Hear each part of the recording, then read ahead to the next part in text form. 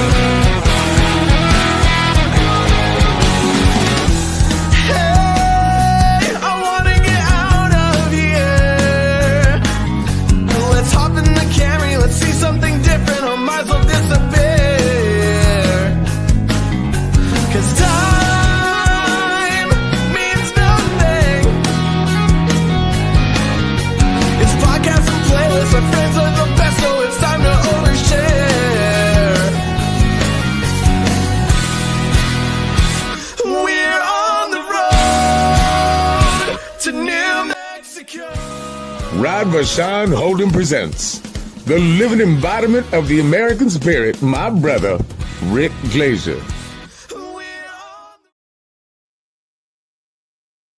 Well, thank you, Mr. Don King. Guys, it is time for the return of Real Talk with Rick Glaser. Rick, how art thou, sir?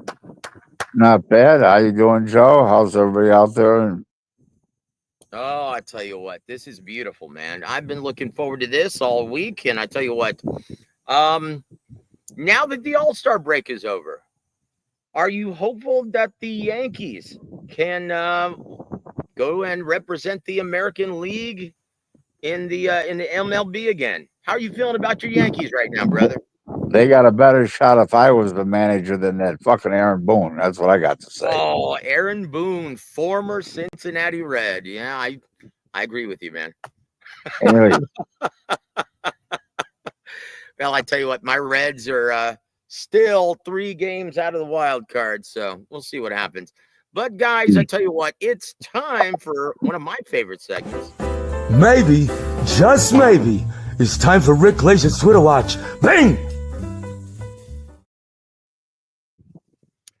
Guys, and we start off this tweet, or whatever you want to call it now, on X, was well published on Rick Glaser's X account 14 hours ago. It states the Tank Davis Laurent Roach PBC card won't happen August 16th. The big question is it postponed or outright canceled, as Tank never actually signed a bout contract to rematch Roach. I'm told Tank doesn't want to fight the very tough Roach again after their draw March 1st. This is what's called organized confusion. It's boxing the PBC way. Oh boy. And it's impossible to argue with you, Rick. Yeah. How do you argue with something that's so spot on? I mean, it's just the way it is. So and we all kind of figured as much when there was no announcement, no press conference, and then this happens, and he gets arrested once again while on probation for putting hands on his wife again. Well, let me just tell you something. That's almost like it's part of the marriage or part of the relationship. I mean, he keeps getting arrested. That's, I think, the 4th time. I mean, I've lost count. Oh boy. Yeah, well, I tell you what, between this happening, between Ryan Garcia acting the fool, between Devin Haney, Bill Haney, and then Edgar Berlanga, just as classless as he was in the buildup to last week's fight. Yeah, can we ask for better representatives, Rick? What's going on? What is wrong with these young athletes? This is not the way boxing used to be. I can't even answer it. They're just so unruly, rude, classless. I mean, crazy. I mean, what happened to a little dignity? I mean, did we forget what that is? I mean, it's out of control. It is. And like, what were your thoughts when you saw Edgar Berlanga just going in on Oscar for no reason last week. I don't know. I it's baffling. It's just everything these guys do is baffling me. I mean, it's just not the way things are done. I mean, why would you do that? Here's a guy that doesn't have a promoter. He was knocked out. I wouldn't say colder than a cucumber, but might as well have been. And in the Yeah. meantime, what do we got? We got a guy he's bad mouthing a major promoter. I mean, for what? What does that? What did that do? I don't understand. It's And just nuts. I have no idea where that even came from. I don't think anyone does. And Shakur didn't help matters any. My goodness. Like that was atrocious, that press conference.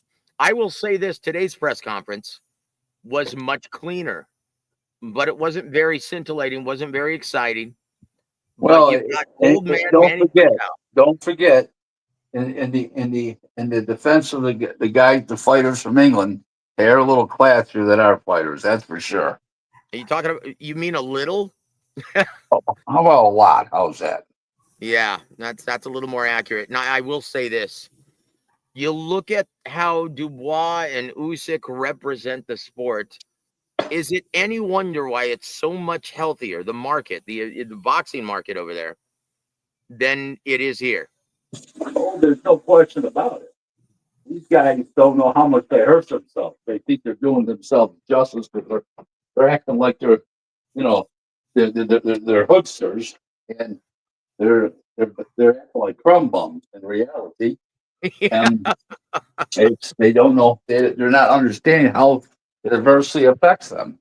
I mean, I have young nephews, and they said, "Geez, what the hell's wrong with these guys?" I mean, that's what Yep. they're and I mean, and people are saying that all the time. I mean, I get that. My three brother-in-laws said it to me recently. Well, they don't understand it. I don't understand it. I don't understand what these guys are thinking. Well, You the know, problem is that there is no control, because think about if someone popped off like Edgar Berlanga on the Yankees, what would happen? he gets suspended by the league, the team, and everything else. You Yep, know, that's the so problem. yep, But I I tell you know. what, we're going to play this again because it's been so long since I've seen this. I love this. Maybe, just maybe, it's time for Rick Glaser's Twitter watch. Bang! Thank you, Teddy. And this one was on July 13th, right after the fight. And self-proclaimed King of New York, Edgar Hamburger Langa, after Saturday night's performance, has now been replaced by Brooklyn's boxing master, Bruce Shushu Carrington, as he is now carrying the King of New York throne. Shushu's next fight, July 26th, ESPN platforms in the theater at MSG. What about Abdullah Mason? He's not a New York fighter. He's from Cleveland. Oh, he's from oh, that's right. And He's then from Cleveland. My Tio, apologies. Tio was born in New York, but he was raised and lived in South Florida his whole adult life, his whole even youth. As a youth, he lived in South Florida, so he's not really a New Yorker. And then there's the other guy. What is his name? The 140-pound champ, Richardson Hitchens. You know, he doesn't have the personality and the class and the style that Bruce Carrington does. And he doesn't have the following that Carrington does. So I would say it's Carrington is the guy holding the mantle in New York after the other night's debacle by Edgar Berlanga. Oh boy. Look, in the immortal words of Denny Green, they are who we thought they were. But this time, No. good. That's not the real good line is they are what we thought they are. Not much. Yeah. And look, you already knew this, Rick. You didn't expect much from Berlanga. Nah, not really. I knew Hamza Shiraz was going to do a lot better than he did against winning call because I knew against Carlos Adames. I knew he was weight drained in that fight, and I knew he was tall with long arms and fast hands, and he was just weight drained. And now with that added 8 pounds, he looked like a monster. He also injured his right hand early in that fight, from what Yeah, they yeah, stated in the fighter meetings. But yeah. yeah, and you could see it. There was a refreshed, big, strong Hamza Shiraz. And look, and Turkey Al Sheikh stated immediately following the fight, he tweeted out, Hamza now has earned a fight with Canelo. But that's not going to happen now, Rick, is it? Well, I don't see him. I don't see that fight taking place because I think we're going to have. We obviously have Crawford. I think Crawford is going to beat Canelo, and if Canelo wants to fight Hamza, and Hamza wants to fight him with no titles, that's up to them. But in reality, I think that I think that Crawford's going to beat Canelo. And do you think they're going to have a rematch in Cinco de Mayo next year? What do you think? And You know what? I don't know. I don't know how bad. Depends how bad Crawford beats him. If Crawford beats him real bad, there probably won't be. And if he just barely beats him, who knows if there's going to be either? Who knows? well, Don't I know. think a lot of it depends on the entertainment value, to be honest. Correct. Yeah. If there's a demand for it from the fans, the real bosses of boxing, that's what we're going to see, win or lose. And look, Yeah. in my opinion, Rick, and give me your thoughts on this. What are the chances of Well, that's why I'm here, isn't it? That's wait. yeah, That's why I'm here to give you my thought. yeah, I guess it goes without saying. So here it is. Oh, and this is my gut feeling, brother. Canelo gets Jake Paul, Cinco de Mayo weekend, 2026. You mean without the titles? Yep. Yeah, because I think that Crawford's going to beat Yep. Canelo. Yeah, makes sense. Oh boy. And that's going to be on Netflix. Makes sense. Yep. Oh boy. So let's talk about this real quick, Rick. Um, I know you can't go into it. You said it's a real long, belabored story. They've been mulling this over for several months now, probably a year. What's going on with Turkey Al Sheikh's announcement that there will be no more pay-per-views on DAZN? It'll go back to the way it was for your regular subscription price every month. Basically speaking, is and I'm doing this in a nutshell, real quick. It started out as no pay-per-view, and then they brought Canelo on and went to pay-per-view, and they've lost a lot of subscribers, and they're going to go back to their base and to maintain subscribers and get their subscribers back by not doing pay-per-views. There it is. There it is, brother. Hold on real quick.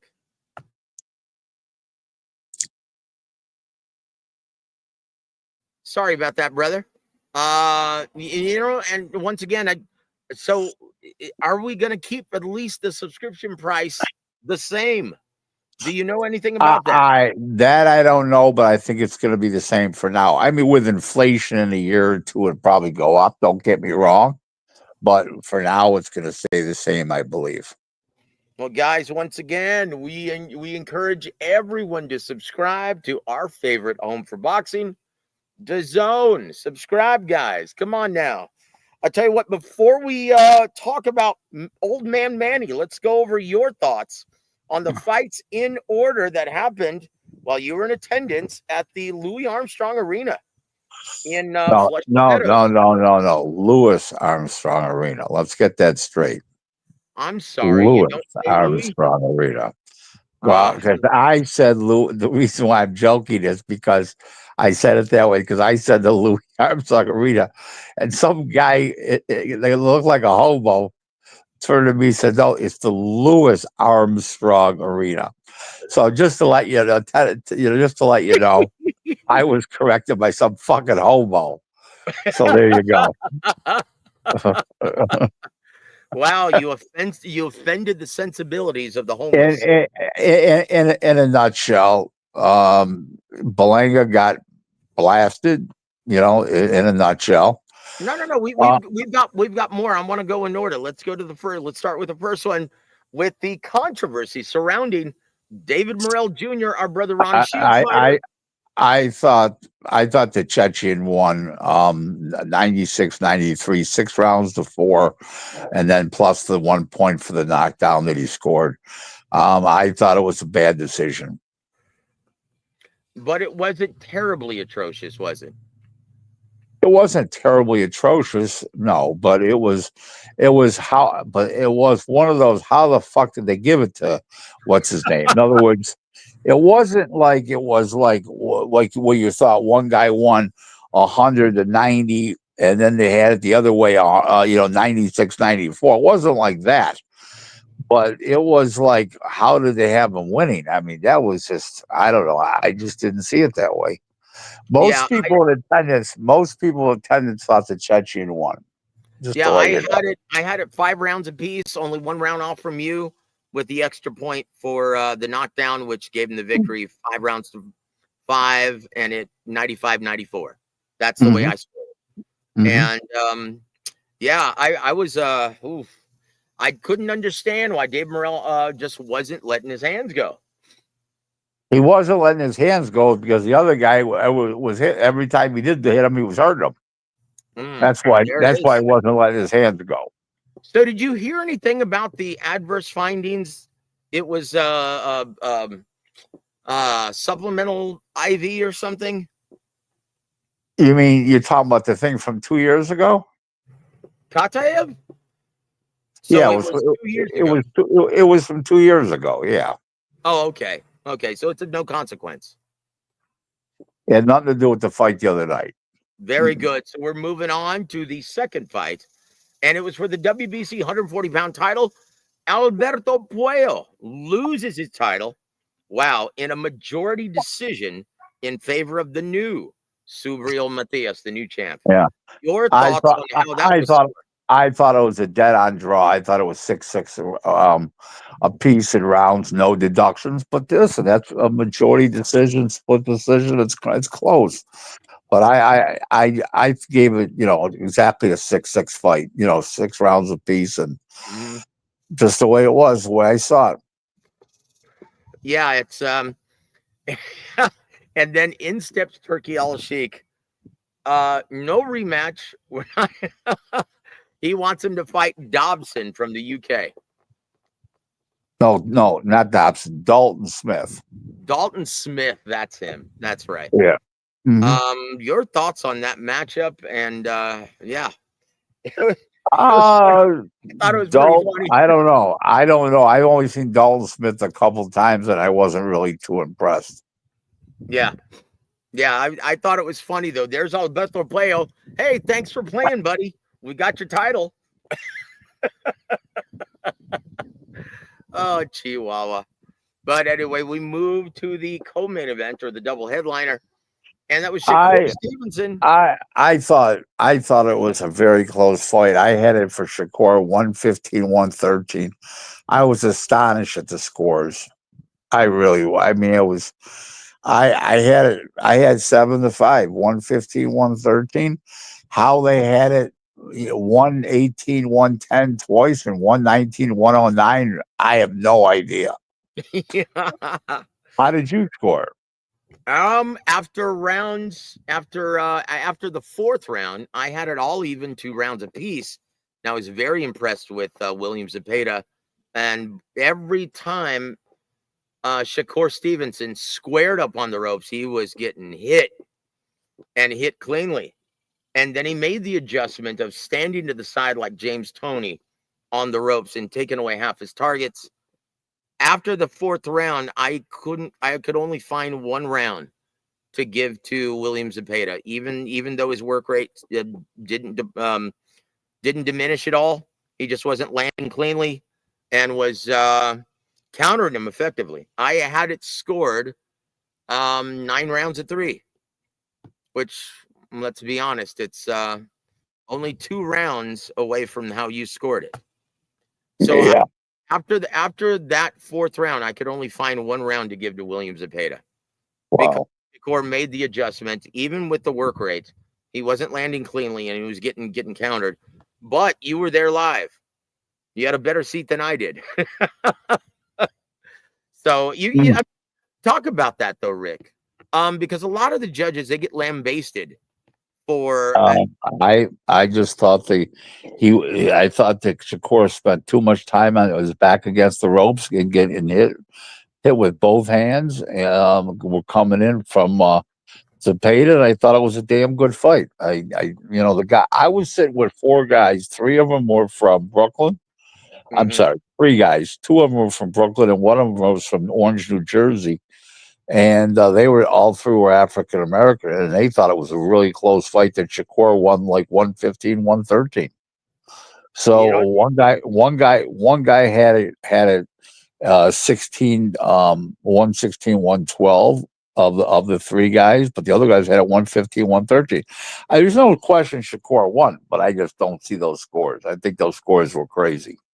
well, look, at 9 rounds of 3. That's the way I had it. But yeah, I could see two of those swing rounds going towards William Zepeda. Yeah, either way, Yeah, you're right. I The mean, right man won, but Shakur was throwing with both hands. I'm sorry, Shakur. Zepeda was throwing with both hands. One thing was back on the ropes, and okay, he counter punch occasionally. But god damn, I mean, how do you win? How do you win that many rounds laying on the ropes with your back against the ropes? Come on. there it is. There it is, guys. I'll tell you what. A couple minutes left, and then obviously the main event. What more can you say except wow, Berlanga got his comeuppance. Well, listen, the kind of money they pay Belanga, he can get knocked out anytime for a lot less. Trust me. Oh, I love that. Oh, Chihuahua. I tell you what, though, guys. Look. So what's next for Hamza Shiraz? Do you think he fights Chris Eubank? It'll Because be a you know hell he's of a not getting fight. Canelo. You know he's Yeah. not getting Canelo, and that's a huge fight in at But, Tottenham but Hotspur. listen, he should keep active and he should fight Chris Eubank. It's a huge fight over there. Um, it's actually a bigger fight now than Conor Ben would be. Yeah, absolutely. So, I agree wholeheartedly. That's the no brainer in my opinion. And they're both Frank Warren. So why not? Oh no, Chris Eubank is not with Frank Warren, is no, he? he's a boxer. That's right. He's with Boxer. And of Mhm. course, while I'm doing my show outside my patio, here comes the ice cream man making all kinds of noise. Isn't that nice? That's all right. Oh, thank you, Big Rick. I appreciate you doing that. Guys, we have time. We're introducing a new segment and I made this segment originally when G Funky was our co-host. So here goes. Rapid fire Q&A with G Funky Boxing. Thank you, Mr. Lupe Contreras. I appreciate it. And here's number one. Better heavyweight champion, Muhammad Ali or Joe Louis? Joe Louis. Number two, greater middleweight technician, Marvin Hagler or Bernard Hopkins? Marvelous Marvin. Oh, okay. Here we go. Three, more dominant in his prime, Mike Tyson or Sonny Liston? Mike Tyson. Uh-oh. Okay. Number four, better pound for pound fighter, Floyd Mayweather Jr. or Sugar Ray Leonard? Sugar Ray Leonard. Number five, harder puncher, George Foreman or Ernie Shavers? George Foreman. Really? Yep. Well, that's a tie to me, man. That's ridiculous. How can you even? Yeah, that's Because ridiculous. because Ernie did knock out the top fighters Foreman did. There it is. There it is. Number six, better trilogy, Gotti Ward or Ali Frazier? Ali Frazier. Mm. Tell you what, that one's a tough one. Also, here's another tough one. Number 7, best defensive wizard: Pernell Whitaker or Willie Pep? Willie Pep. Number 8, greater comeback: Muhammad Ali and Zaire or Foreman regaining the title at 45? Foreman regaining the title at 45. Were you were in boxing at the time when that happened, right? Yep. What were you thinking when that happened? I was thinking that when I was watching, I couldn't believe. It's a funny thing that one of the reasons why it's bigger than the one in Zaire is because of the fact that he was 45 years old, and because Michael Moore was at the top of his game, and Michael Moore was left-handed. Yep. And I think the combination of those three things, I think was special. Yeah. Yeah. Oldest Absolutely. heavyweight champ ever. You know the story. Yeah, it was amazing. I remember watching those fights with my pops before Yep. I ever thought about being in this business. And yeah, so let's go back to this one. Hold on. Why do you think that's a better trilogy? Ollie Frazier. Because it had more meaning and purpose to the world and to general sporting fans, where Gaddy Ward was more limited to boxing fans and some general sporting fans. It wasn't like a worldwide trilogy. The other thing was worldwide. I mean, it was the front page of every newspaper, everything. There was just nothing compared to it. Yeah, you're right. It captured the imagination of everyone around the world. That's back when, you're right, and it was for the biggest crown. It was a perfect storm. Right. Never did they have. Remember something about Gaddy Ward. It was three fights. There was no world title fight on the line. They were just fights. They were great fights, but they, don't get me wrong, but we're talking about heavyweight title fights. We're talking about number 1 versus number 2, champion versus number 1. And the other, and Ali Frazier, we're talking about the 2 biggest names on the planet back then, Mm-hmm. Now, here's one for you. Here's a question that nobody gets. Mm-hmm. What was very unique about the 3 Barrera Morales fights, the trilogy? What was very unique about it?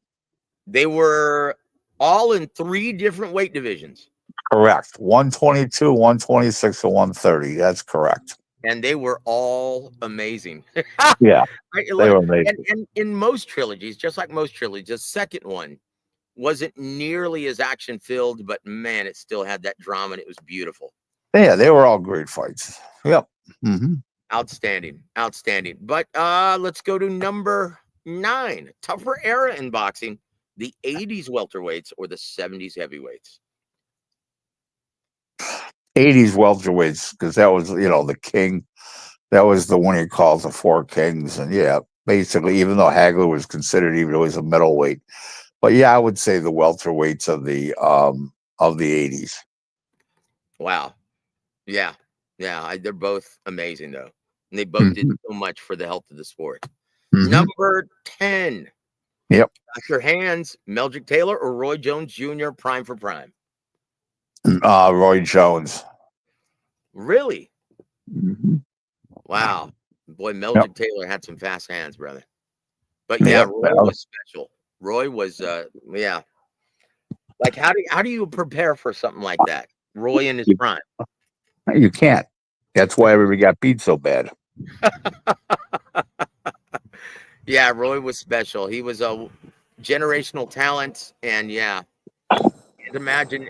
How do you think he fares against in this era of light heavyweights? Like who? Like no. Roy Jones fighting Beterbiev or Bivol? I think he would have beat Beterbiev, but if Beterbiev would have landed, right, who knows what would have happened. But I think Beterbiev is too slow. I think that Bivol would have done better with him overall, but I still think he would have lost to Roy. Because I don't think he wasn't nearly as fast. One thing about Roy, he wasn't conventional. He was so the way he fought was so was so unique. I think that had a lot to do with it. You know. Okay, hold on. We've got one question, brother. One question for you from the Martin 9400. Good to see you, my friend. Welcome back to the show. He says, Rick, what happened to what about the hand wrap controversy? The yellow stuff on Hamza Shiraz's hand wrap. There's no controversy. Please, the inspectors were in the corners. Stop with this stuff, please. They're in the inspectors. They're in the corner. They're in the locker room before the fight. They walk them out to the fight. They're in the corner during the fight. There's no controversy. Please, you gotta stop. Yeah. Please. And there it is. There it is, guys. Rick, any parting shots? Man, 30 minutes just flew by, brother. It always does. God bless you. With you on the show, it always does, Rick. Any parting shots for our listening audience, sir? Nothing really to say. Just had a great weekend in New York. Got there Thursday morning, left Monday morning. We had great fights, great food. We had great, renewed acquaintances, business meetings, met new people that I had talked to previously, but I had never met. On the phone, people in the business around the world.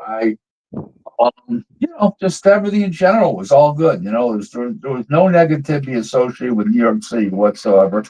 I had my lovely wife there, and she was with me the whole time, and we just had a wonderful time. That's wonderful. That's amazing to hear, Rick. I'm so happy, dude. And man, so glad to be back on the air with you, man. Thank you for everything, Big Rick. Always flies by when you're on the air. So we will see you sometime next week. We'll see you next week. Okay. See everybody next week. Bye-bye now. God bless you, Big Rick. Thank you for everything. Bye-bye now. Yep. Guys, that was real Rick Glaser. I'll tell you what, it's good to have him back. The only thing missing from this scenario is my brother in arms, G Funky Boxing. I'll tell you what, guys, and if you missed our show with Coach Ronnie Shields, it was on the new home for Real Boxing with Ronnie Shields on the Boxing Source, care of J.R. Bell. One of the last of the Mohicans in real journalism in boxing. I will say this though, guys, and I didn't want to bring up Manny Pacquiao versus Mario Barrios. With Rick, I already knew what he was going to say, so I'm going to speak on it for a little bit. Guys, I really wish Manny Pacquiao would fake an injury or something and get out of this. I cannot see this ending well. And I know it's largely observed by most to describe Mario Barrios as the low-hanging fruit of title holders in the welterweight division. But with that said, he still beats the brakes off of an old Manny Pacquiao. I don't want to see it. I hope I'm, travesty of a fight, my friend. Travesty of a fight. Very well said, Eric. Good to see you on the show, man. Let's say hello to our dear friends in the chat, man. Oh, hold on. Why no one ever talks about the Marquez rivalry like they do Gatti Ward and Ali Frazier? You talking about Raul Marquez and Izzy Vasquez? I agree. That was incredible. Probably, I don't know. Probably because it was on Showtime? I don't know. Because that one is as good as it gets in boxing. Especially that third fight. Man, it was incredible. I agree, Martin. They're amazing. Absolutely incredible. But look, guys, let's not talk about that hand wrap controversy. We don't need any more of that stuff. That's absurd. They had a representative in his corner watching him wrap his hands. The inspectors are right there. They sign off on the hand wraps. Yeah, guys, there's no margin for error in New York. Now, if you're having a fight at the club level, taking a place in North Dakota or something, or they don't have many boxing events, then maybe you can bring something up. But at this level, the steps that they take now to assure clean and level playing field, yeah, it's not going to happen, guys. Jesus, good to see you, my friend. He's Callum Smith versus Hamzat Shiraz. To the best of my knowledge, I think that Callum he can't make 68 anymore. He can't make 68. That's a great fight too, though. But I think the no-brainer is going to be Chris Eubank Jr. versus Hamzat Shiraz. That is a huge moneymaker. And that's one that Turki Al-Sheikh will pay for. Guys, notice this coming up this Saturday. We're going to give a tonight for the rest of the show. We're going to give a brief preview over the fights coming up this week. Okay? And this is a head scratcher.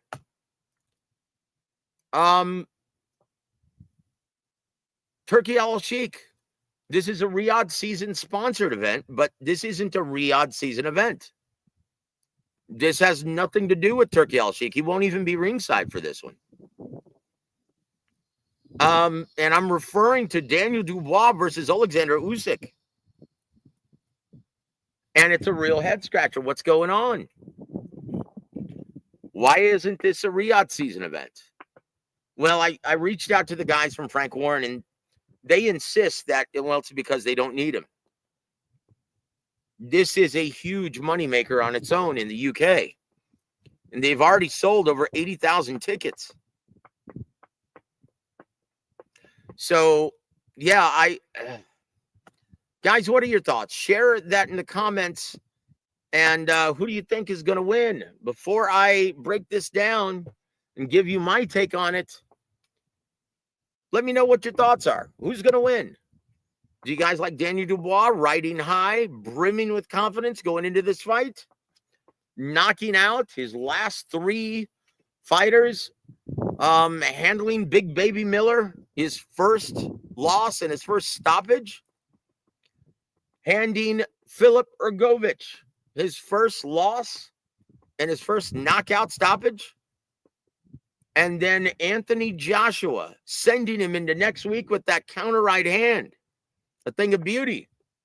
Or do you like Alexander Usyk, an all-time great, has 2 victories over Anthony Joshua and 2 victories over Tyson Fury? What do you guys think? But Alexander Usyk, he's at the tail end of his career. What's his motivation? He's got nothing left to prove. He's an all-time great and a first ballot future Hall of Famer. What more does he have to prove? And let's be honest, I don't know if he wanted to fight Daniel Dubois.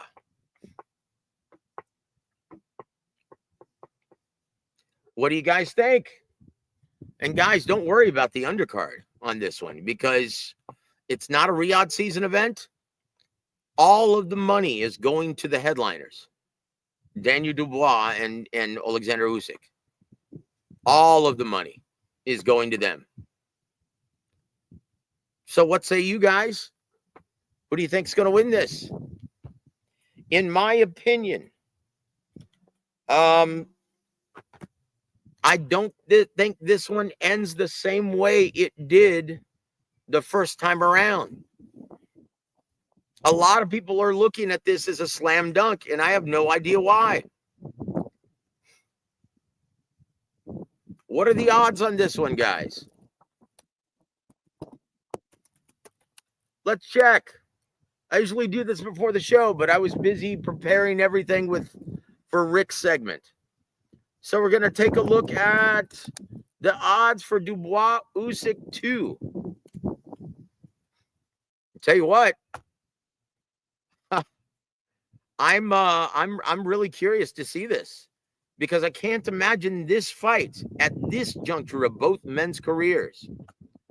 I can't imagine it being greater than 3 or 4 to 1 odds. And I was right.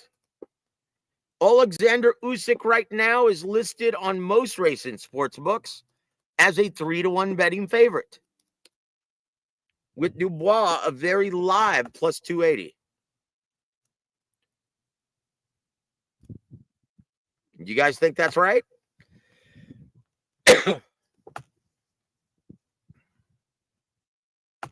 Hold on. Martin said Usyk put Dubois to sleep, dropped him twice. Yeah, that was after Dubois should have gotten a knockout. Guys, if you're honest with yourself, and I have no idea why so many critics, sports fans, and especially the writers aren't realizing that was a questionable call. That was right on the belt line. That wasn't look, and obviously it's up to the discretion of the referee, the third man in charge.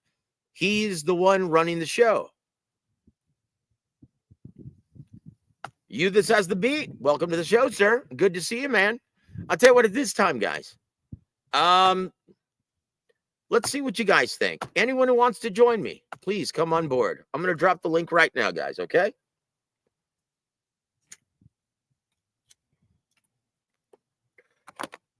Now, once again, Usyk regained his composure, and special fighters make adjustments like that, like he did in the first Tyson Fury fight. Honestly, I thought that Usyk was done.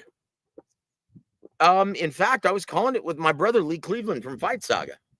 We were doing a live commentary during the fight, the first Tyson Fury Alexander Usyk fight. And when Usyk was visibly hurt, I thought he was done. But then there goes Tyson Fury sticking his tongue out, playing with his food. Guys, if you're fighting a special fighter like Alexander Usyk, a cerebral predator, a guy who's capable of making the adjustments mid-fight, you don't play with your food. You go for the juggler. And Tyson, being Tyson, couldn't help himself. And even after the fight, Alexander Usyk says, I'm surprised I wasn't knocked out, because I was seeing stars midway through the fight. And then in round 8, he regained his composure, started putting his foot on the gas, putting that hard pressure against Tyson Fury. And then in round 9, oh boy, he hurts Tyson Fury. Even against Deontay Wilder, I had never seen Tyson Fury hurt that badly. That was ridiculous. Guys, hold on. A big gust of wind just came and blew over my drink. Hold on. Oh.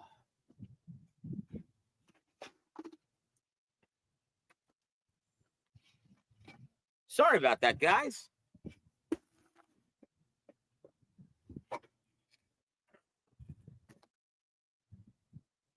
Once again,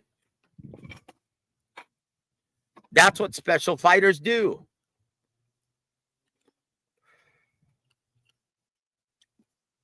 Martin, do you know the rules? Anything below the belly button? No, it's the hip line. It's the hip line, right? Like I said, it's up to the referee's discretion. But most referees that I've spoken to, which have been quite a few, they all insist that they would have called that a legal blow. If you know this, it's the hip line.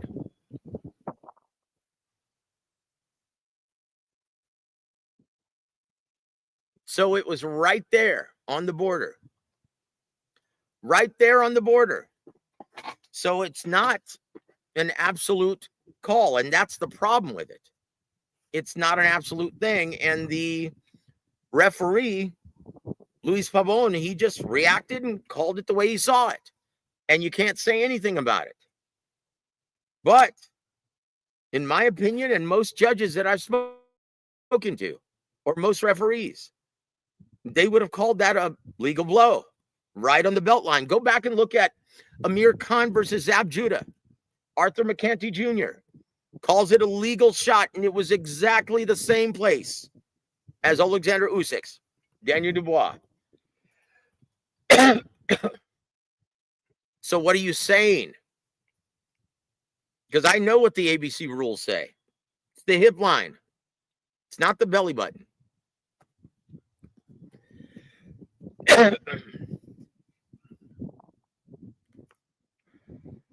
But once again, Alexander Usyk, what does he do? Being the cerebral predator, plays and you could see it as early as round one.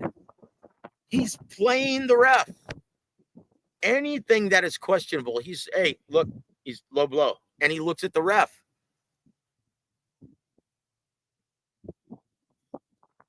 Because I was preparing for my own event later on that day, I didn't get a chance to go live, but I was watching the fight with my friend Lee Cleveland. And I stated when I was telling him, we were watching it together, and I said, man, look, he's already playing the ref. That's a smart move. That's what he does. Is it going to be a factor in this fight? We'll see.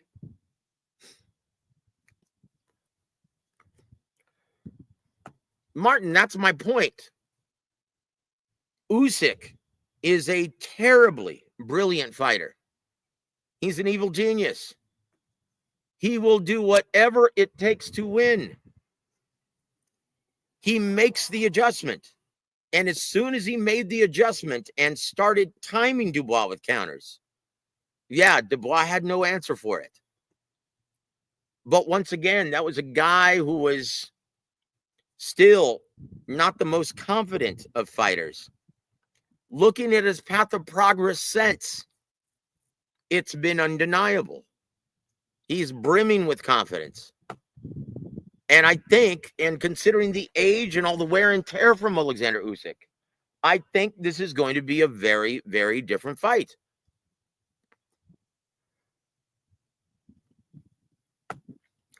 Martin, he tried.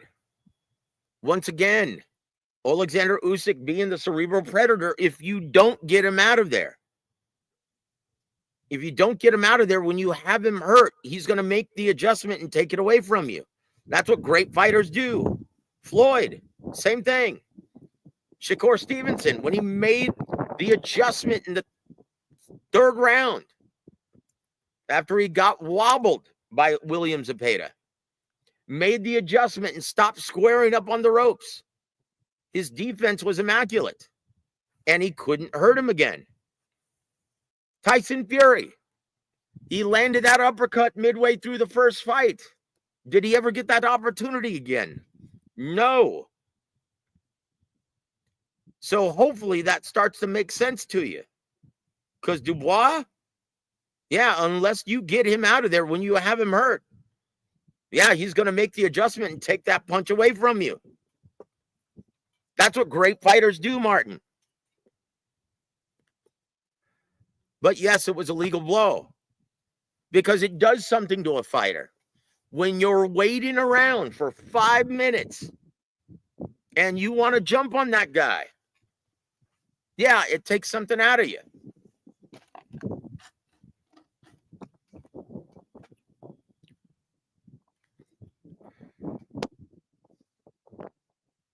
We'll see what happens, guys. But every single time there's a halt in the bout, halt in the action, and 5 or more minutes go by, yeah, it's very, very difficult to take advantage of the momentum that you just had. That's why they don't like to do it in instant replay or otherwise in boxing, right? Look at the Navarrete fight that just happened. We're going to see a rematch, and it was moved to a no contest because they didn't want to take the time that they needed to make the right call.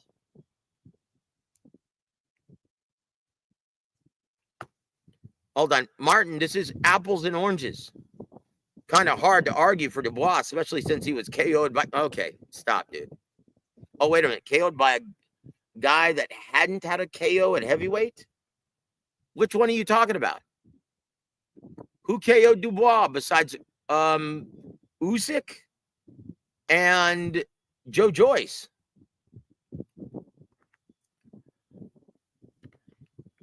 Oh, you're saying Usyk hadn't had a KO. Look, man, I don't know who you think you are or who you think Usyk is, but Usyk has done a brilliant job growing into this division. He's gotten much bigger and he has much power, much more power than he did. Ask Joshua in the 10th round of his fight. Ask Tyson Fury when he was seeing stars in the 9th round. He's grown into this division and he can put anyone on their ass at any given time. Guys, it's my pleasure to welcome to the stage at this time my brother Eunice. How are you doing, my friend? Thank you so much, Joe. Salute everyone in the chat. And I got an important question. Mm-hmm. Where the hell have you been?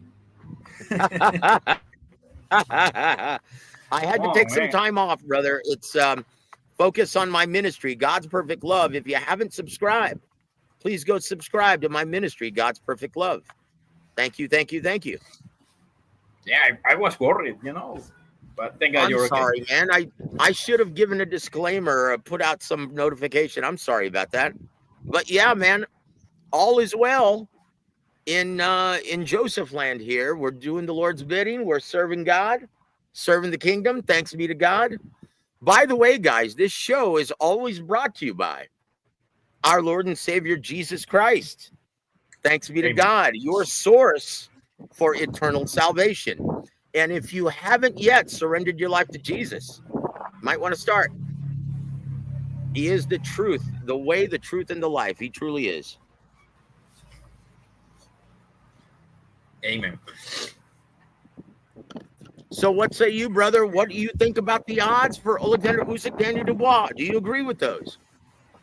Well, I don't know. I think Dubois already stopped Usyk in the first fight for 5 minutes. He was sitting on his ass. And that's what I'm saying. I think the reason why Dubois lost that fight is maybe he got demoralized and he also got cold because 5 minutes waiting until this guy gets up. That's what I'm saying. If you're standing around waiting for 5 minutes, it does something to a fighter. And also, look, I think you're right about the demoralized part. Because once he discovered that Usyk, 1, took that body shot away from him, and 2, started timing him with clean counters, it really demoralized him. And when a fighter like Alexander Usyk figures you out, it's very difficult to fight confidently. Exactly. Because look at William Zepeda. Look at William Zepeda the other night. As soon as Shakur made that adjustment, he really didn't know what to do. Yeah. He just was under the mindset of, hey, I'm going to swing hard in case I hit something. But I'm not hitting him cleanly, and there's not a damn thing I can do about it. Exactly. Yeah. Guys, it's a different ball game when you're stepping in with the elite. But with that said, guys, I'm picking the upset special. And I think Alexander Usyk is going to get knocked out here. I also believe that. I think Dubois gets the stoppage this time. I think he's going to get the stoppage, guys. And once again, right now, a group rounds bet for a stoppage between rounds 6 and 10 yields a plus 800 at the MGM book. That's my sexy bet of the week. I think Dubois gets the stoppage here, guys. Usyk is past his prime. He looks a little long in the tooth. He's getting old. Yeah, and we go ahead, sir. We can accept that he looked really good against Tyson Fury, right? But I don't think that's the best version of Tyson Fury. It's nothing like the Fury before fighting Wilder. I think that third fight with Wilder took everything out of him as well. I know. I think he's been a shell of himself since. I think both men left a piece of their soul in the ring that night. That go back and watch that third fight between Fury and Wilder. That was brutal, guys. That was one of the most brutal heavyweight fights we've seen in years. Definitely the most brutal in my mind since Layman Brewster, Sergey Liakovich. That was all balls. Just a slugfest. Both men ruined their careers that night. And I think we saw the same thing with Tyson Fury and Deontay Wilder. But don't take anything away from Usyk because he is a special fighter. Yeah. Oh, Fuego. Good to see you, my friend. Joseph, great call in Berlanga getting beat on the podcast. Yeah. God doesn't like ugly. And that's, guys, I told you that was coming. Once again, the Lord does not bless deviance. And you cannot be blasphemous. If you say you represent the kingdom, then you represent the kingdom. You don't talk like that. That keeps people away from the Christian church. Oh, well, look, he claims to be with Jesus. He claims to be a Christian, and look the way he's acting. You don't do that. Cool. You don't do that, guys. So thank you for saying that, Fuego. God bless you, my friend. That's that. Like, and I'll be honest, guys. That was another reason why I had to step away, because upon prayer and upon listening back to several of my podcasts, I noticed that most of what I would talk about was negative, and I would trash. And I know that's what a lot of boxing fans have come to expect, but that's not going to happen anymore. And it was spilling over into everything else in my life. And if I was going to represent the kingdom, I couldn't do that any longer. And if I was going to walk in spirit, Jesus and the Holy Spirit, I couldn't do that. So that's why you're not going to hear anything overtly negative any longer on this show. Thanks be to God. But thank you for bringing that up, Fuego. God bless you, my friend. Eric Gomez. Usyk is a scammer. Look, no, he's the real deal, Eric. He is. He's an all-time great, and he's a special fighter. Special fighters make adjustments. Excuse me. Special fighters find a way to win. Now, you can say he played the ref, but you know what? That's not new to anyone in boxing. Roberto Duran did it all the time in the pocket. Bernard Hopkins did it all the time. Joe Calzaghe would hit and hold all the time. Evander Holyfield would headbutt in the pocket all the time. They will play the ref. It's like boxing is like not paying your taxes. It's only illegal if you get caught. Right?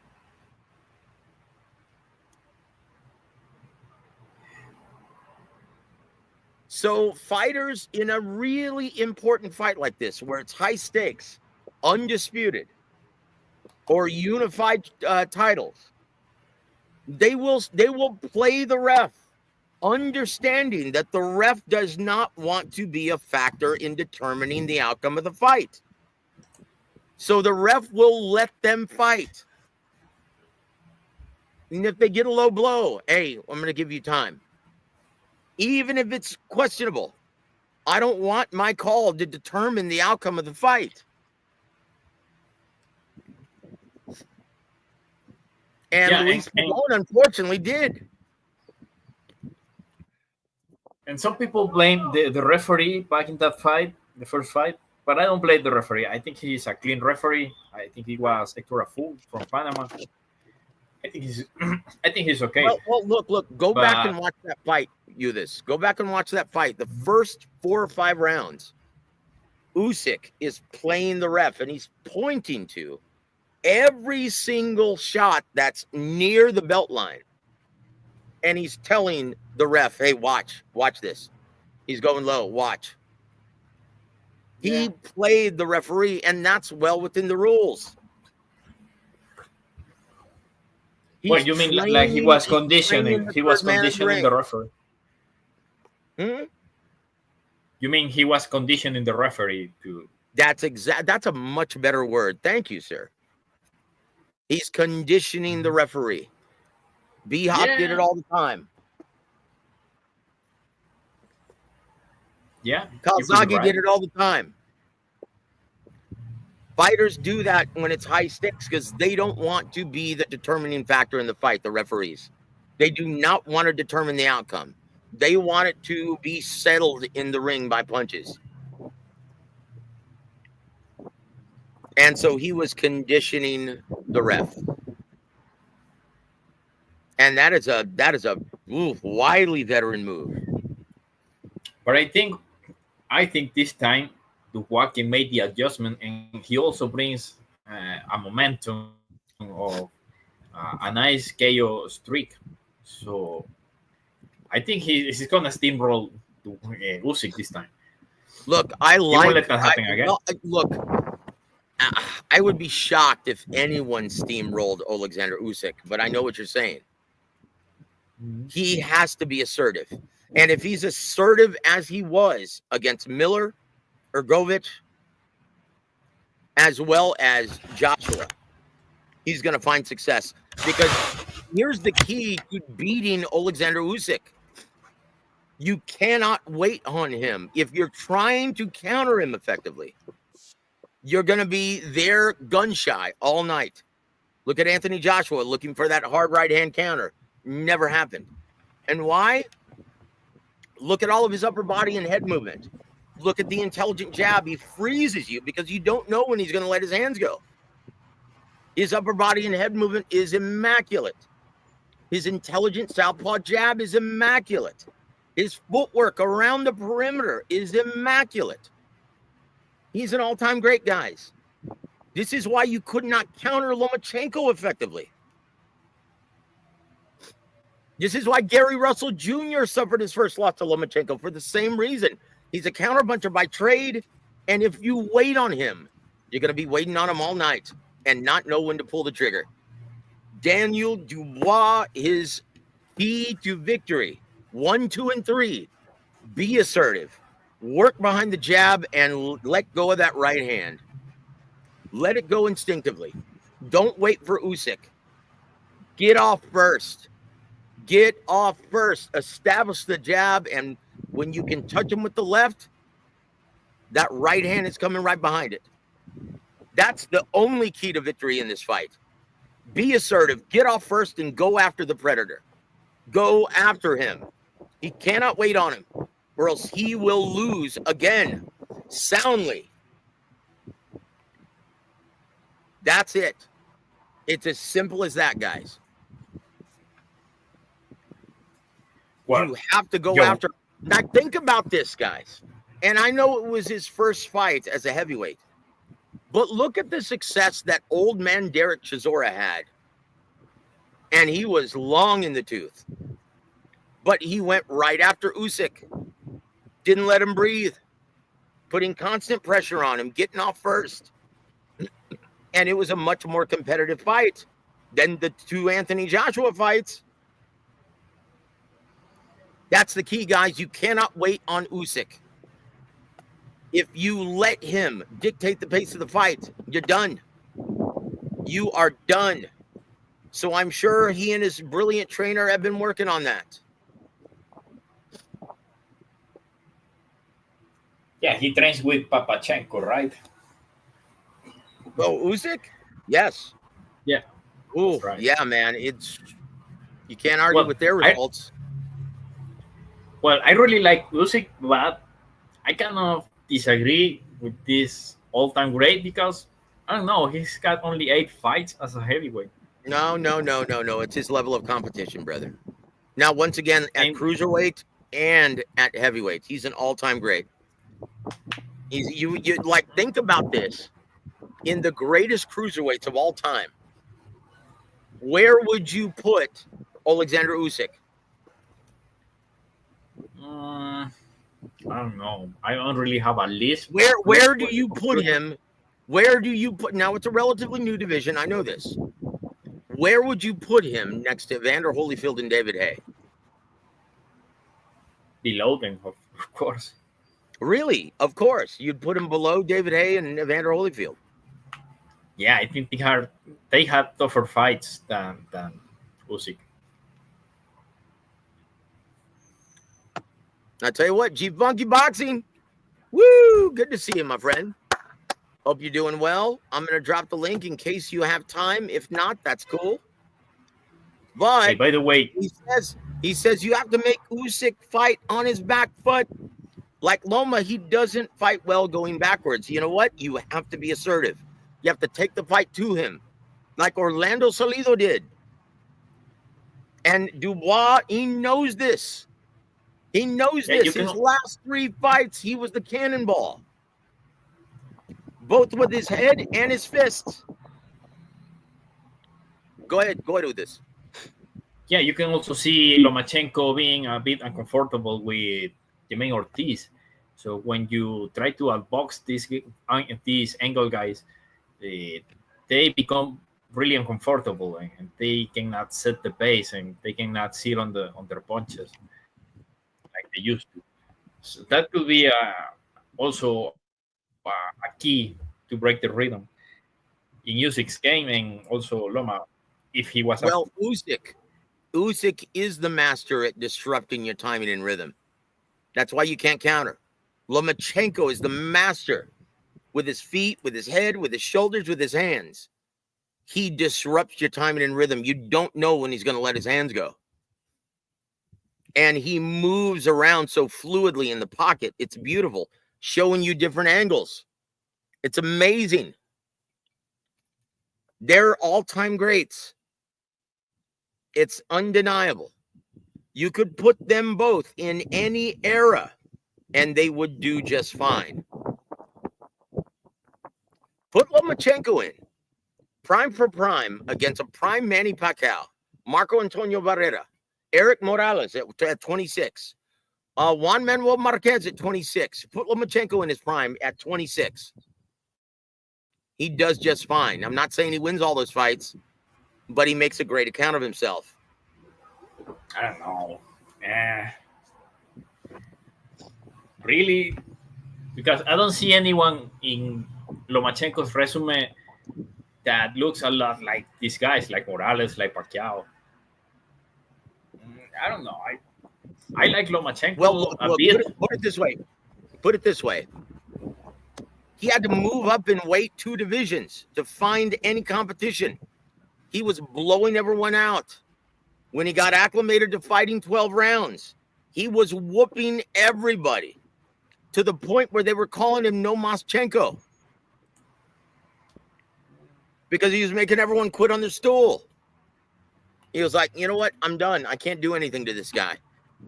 But does Rigo count as a Lomachenko, a valid Lomachenko, because he was coming from 2 weight classes below?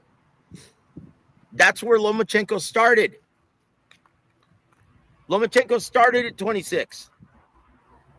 And he was dominant. He beat a prime undefeated Gary Russell, took his title. Well, I agree. That was a good fight. So once again, man, look. And I know a lot of fans don't like to consider amateurs, but there's a reason why you could accelerate Lomachenko. He didn't have to fight through the 4, 6, and 8 round stages because of his deep amateur background. He'd already seen it all. Same with Usyk. Same with Beterbiev. Same with Bivol. Guys, these guys are special fighters. You can move them up the ladder very quickly. They don't need club shows. They don't need 4, 6, and 8 round fights. They don't need that seasoning. They already have it. Lomachenko has the most amazing amateur background I've ever seen. So does Usyk. And that's why they got started so late. That's why Usyk is at the age he's at now. He's 38. Now, usually that's prime time for a heavyweight, but understand, look at the wear and tear that Usyk has because of his deep amateur background.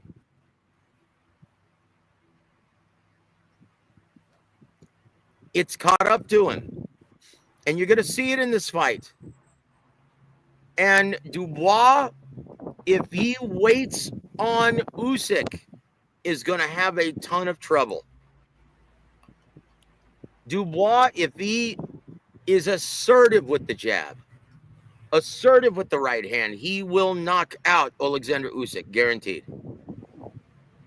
And right now, you could argue that Dubois is the most confident fighter in boxing at this time.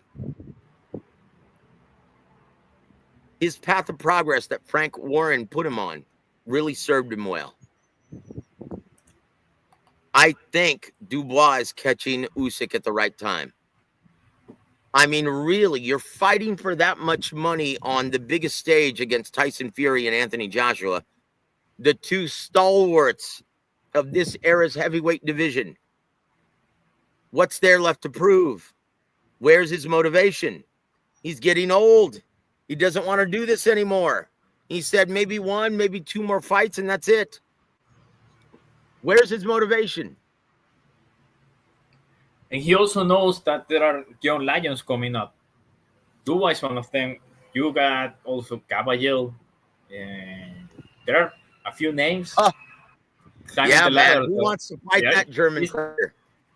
These kids are dangerous. Uh-oh. Vaughn says, I got $50 on that, bro. Usyk ain't getting KO'd. We'll go ahead and bet that way. We don't bet illegally on this show.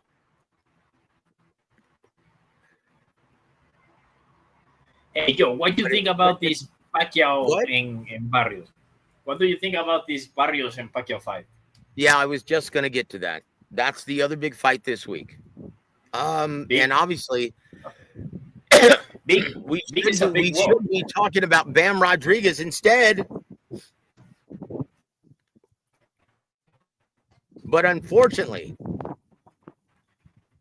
we're talking about Pacquiao. Oh, and now there's talk about Pacquiao Mayweather in the works. Guys, make it stop. Make it stop. This you is think not it's Mayweather or Gervonta? I think it's Gervonta. But I think they're planning to put Gervonta in the ring with Pacquiao. Nope. Gervonta Davis would annihilate and put Pacquiao in the hospital. That's some serious hurt. No one wants that. No one wants that. Look. And especially with all the legal troubles that Gervonta's having at this time. Honestly, we don't need that kind of character representing our sport any further. Once again, God doesn't bless ugly. I don't know. I have a small conspiracy theory about this. Let's hear it. Gervonta, and when I hear it, it's a bit crazy. Well, that's all right. This is boxing. We're used to crazy. Well, I was thinking this afternoon that maybe this afternoon I was thinking that maybe Al called his secretary and says, "Hey, you know what? We can make this Pacquiao Tank fight. So call Tank and tell him to avoid the Lamont Roach fight at all cost." The secretary calls Gervonta and gives him the message, and Gervonta calls his girlfriend and says, "Hey, you know what, honey? I got $5,000 right here. I need to go to jail to avoid this fight." No one gets arrested on probation for a conspiracy. No one. No one. This is serious, brother. And it just goes to show you why Gervonta wants out of this sport. I really think Gervonta wants to avoid this fight at all costs. He wants out of the sport, period. You could see that his heart wasn't in it last time. Yeah. Well, I wouldn't be surprised if in the future they start talking about Tank and Pacquiao. Because I think Pacquiao can beat Mario Barrios. Oh, he already did. Tank, Mario Barrios, he already did. No. I think Pacquiao can beat Mario Barrios. No, he can't, brother. I've seen Mario in camp. And I've seen Not live, but I've seen footage of Pacquiao in camp, and it's not good. He's slow. He looks old. He doesn't he have looks that really. same elasticity. He doesn't have the same reflexes. He doesn't have the same speed. You're going to see a very old fighter get touched up on Saturday. And I, for one, do not want to see it. I'll see the undercard, though. That's a great looking undercard, brother. Who fights in that card? It's the rematch between Isaac Pitbull Cruz and Angel Fierro. Oh yeah, the stretcher fight. I think Pitbull goes home in a stretcher. Did you notice that? Fight. Yeah. Did you notice? Love it. Did you notice that Cruz after the fight, he was like shaking on his way to the dresser? Yeah, because he just got touched up. He got pieced up. That's right. And he couldn't hurt. And he couldn't hurt Fierro. You know what that does to a fighter when you land your best shots and it doesn't phase him? Exactly. It's you know what that does to your mentality? Yeah, it brings you down. And also keep in mind that Fierro, I think he's younger, right? And also he's training with Robert Garcia.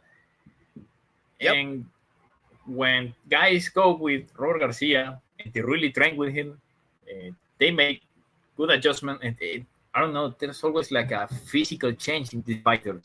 Have you noticed that?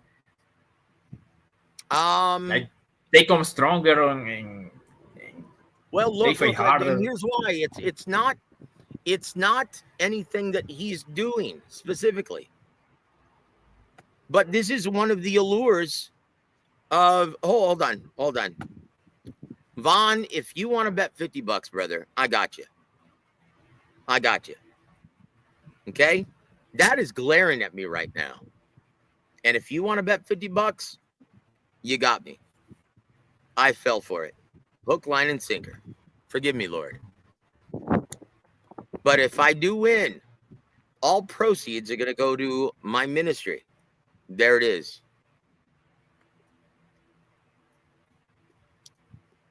It's going to be a donation to God's perfect love.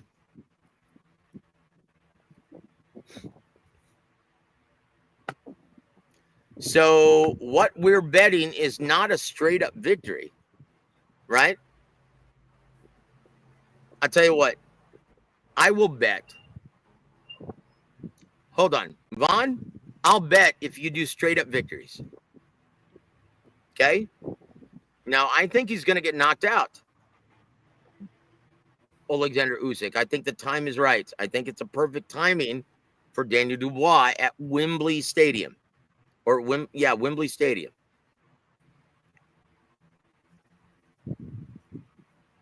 And if you want to change that to a straight up victory for Daniel Dubois, I'll take that bet. Ordinarily, though, I wouldn't. I wouldn't. I don't bet illegally. My bookie lives in Vegas. I can't bet from Texas. It's illegal. So I have a bookie in Vegas. Isn't that nice? So, guys, let's look at the co-main event on Manny Pacquiao, Mario Barrios. Because, guys, make no mistake about this. Manny Pacquiao is not going to win this fight. He's not going to win this fight. Mario is as good as I've ever seen him look in camp. He is motivated for this. And he knows he's going to catch grief by making an example out of Manny Pacquiao.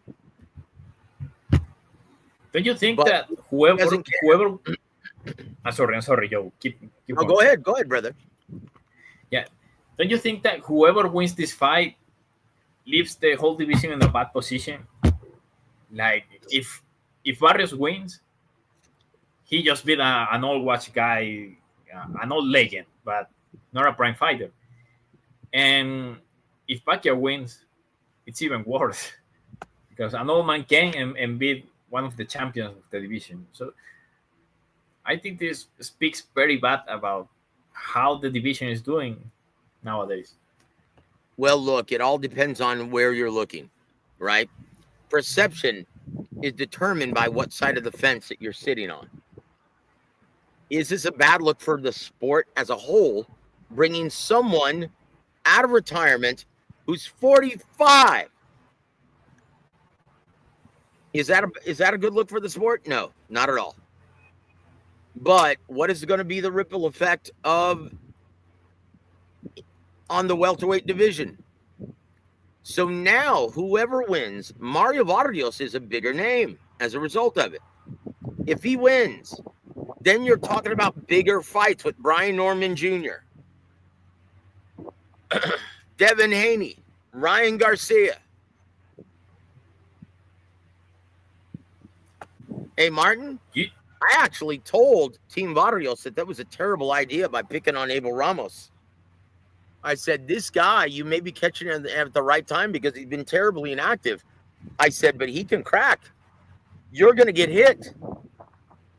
And I even told them that this was a bad idea. I told trainer Bob Santos that this was a bad idea. And I'll be honest, my heart, Martin, will always be with Manny. You this? Now, when you're taking, Manny can beat Vargas, are you speaking with your heart or your head? I'm speaking with my head. I think Barrios is not that good. Well, of course not, but neither is Manny at this time. Yeah, I know. Well, he was well prepared for Ugas and he took a beating right there. So, yeah, probably I'm maybe downplaying too much Barrios. Okay, let me ask you something. How long has he been inactive, Manny Pacquiao? How long has he been out of the ring? 4 years, right? 4 years. 4 years. Yep, he was just inducted in the Hall of Fame. You have to be inactive for 4 years. So, how did he look when he was active against Yordenis Ugas, another old fighter? Oh, he looked really bad in the fight and after the fight. And he was active, brother. He was active. So you're telling me that Manny Pacquiao is going to beat Mario Vargas, an active fighter who's not an elite, but he's in his fighting prime, and look, I don't care who you are. Floyd Mayweather could come out of retirement. Mario Vargas would beat him at this time. Because you cannot compare an inactive old geezer to the current active young studs in any division. Major Key, how you doing, my friend? God bless you, brother. Hope you had fun watching the weekend. I think you might be right. Maybe I'm overestimating too much. No. And dude, it's understandable because we all love Manny. We all do. He's the Mexicutioner, and it pains me to say that. But he is the Mexicutioner. Well, until Juan Manuel Marquez had that good. But look, I love Manny. But this is not going to end well for him. I don't care what Sean Gibbons says. Of course, he's the mouthpiece for Manny Promotions, but this is not good. Now, guys, let's dissect the co-main event. Sebastian Fundora is going to be taking on Shot Kim Tzu. Yeah, I hate this fight. What? Whoa. You hate this fight? Yeah, I don't really like Fundora. He's a balloon. He's an inflated fighter. He's a what? Yeah, I think he's inflated because he came from a knockout, right? And got that chance for the belt. And I don't really like the way he got to become a champion. And I think the fight was conditioned by the cut in Tenzio's head. I don't know if it could have been the same result if it wasn't for the cut. And I think Sue got destroyed with this Mortasalia fight. He's never gonna be the same. And I saw it in this Spencer fight. If you want to go back and check that fight, Oh, there, I know. You he's saw the not the same same things guy. I saw. You saw the same things I saw. He looked as nervous as a toothache. Yeah, the over flinching. There is a right Yeah. hook Oh that my he goodness. goes back. Did He you see was- the right hook? He goes to the Dude, he ropes. was biting on every feint from Joey Spencer. Exactly. That's not That's healthy for like and Joey Spencer hadn't even landed anything yet. isn't Like that a most, sign of like PTSD? most fighters, guys, here's a lesson. Most fighters, when they're in their prime or they're active, most fighters aren't going to bite on a feint until you land something that's going to get No, their no. attention. And check But this out. Joey If Spencer you go, didn't even land anything. exactly. And if you go back, let's not count the Fundora fight. Let's go back to the Mendoza fight. You see a very different Tinsu. He doesn't flinch. He goes to war in that fight. Yep. In the He's Spencer fight, fearless. That he jumps that like look, a we cat. can say that Murtazalia fight ruined him. exactly. It The wife ruined was. him. Did you see the wife? Yep. Pissed. She was pissed. She knew something that everybody didn't know. He is now a mental midget.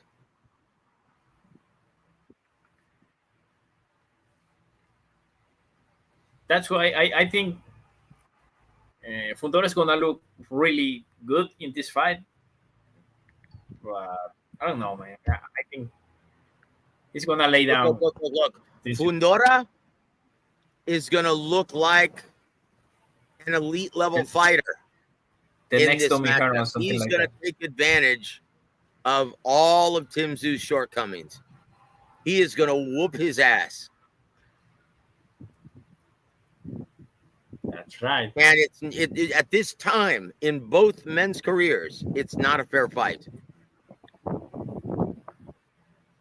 Even though Brian Mendoza gave him the business several years ago, this is not a fair fight.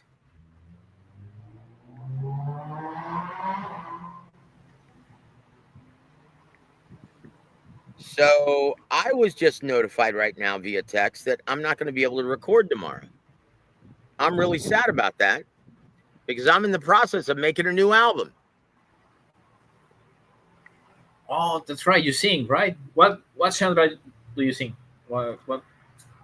What kind of music? Yeah. I sing everything, but most like my original music is I'm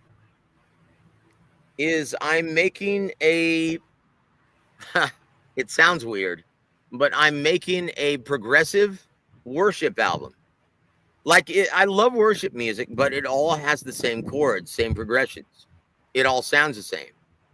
Something like gospel with a beat and things like So it's gospel, yep, that. Uh-huh. with progressive rock. Kind of like That Creed, sounds but better. interesting. Without the alcohol. That's for sure, brother.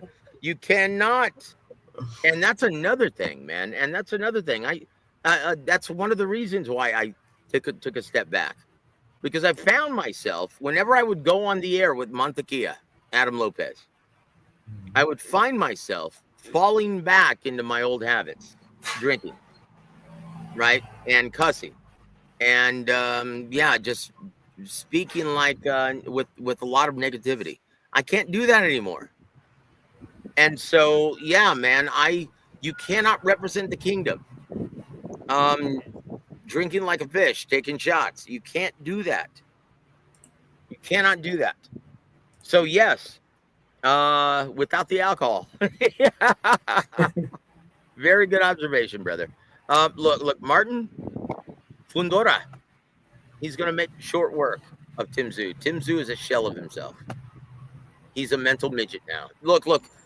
Emmanuel Stewart told me this a long time ago, guys, that this game is 95% mental.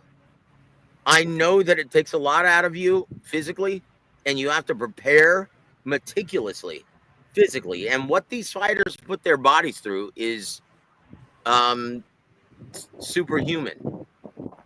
But it's mental.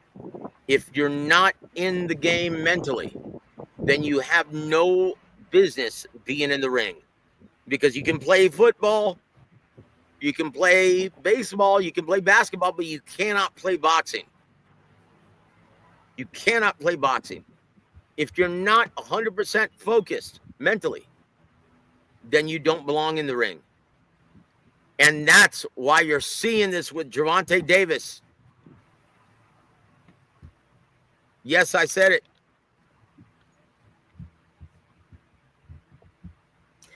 Would you agree that He has Since checked you- out, guys. He's checked out of the sport. who, Davis? Gervonta Davis, yep. He's checked course. out of the sport. And unfortunately, he has no accountability. And he's blaming the sport for his anger issues. It's But I like, think dude, look within yourself. It's not the sport that's doing it. I think it is a good thing, right? That Gervonta walks out of the sport, because he harms the sport more than he does any good. Yeah, just like Berlanga. Yeah, he should go too. When you're not, look, think about this, and this is something that most young fighters don't even think about.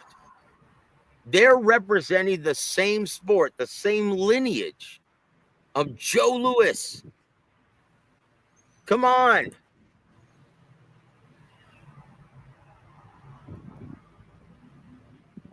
You're representing the same sport of Rocky Marciano. Everyone loved The Rock. And he backed out of the sport because he couldn't stand the business. Everyone loved Rocky Marciano. He represented the sport beautifully. Muhammad Ali. Could you ever imagine Muhammad Ali, someone of his character, talking like Edgar Berlanga or Shakur Stevenson?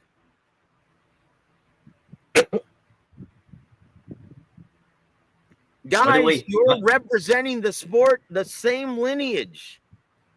You have to adhere to that same character. These guys are just a bunch of trolls who have no idea. They're standing on the shoulders of the great men who made this sport great. And they're a bunch of entitled man children. Grow up. Grow up. Because we deserve better. The real bosses of boxing, the fans, the paying customers, we deserve better.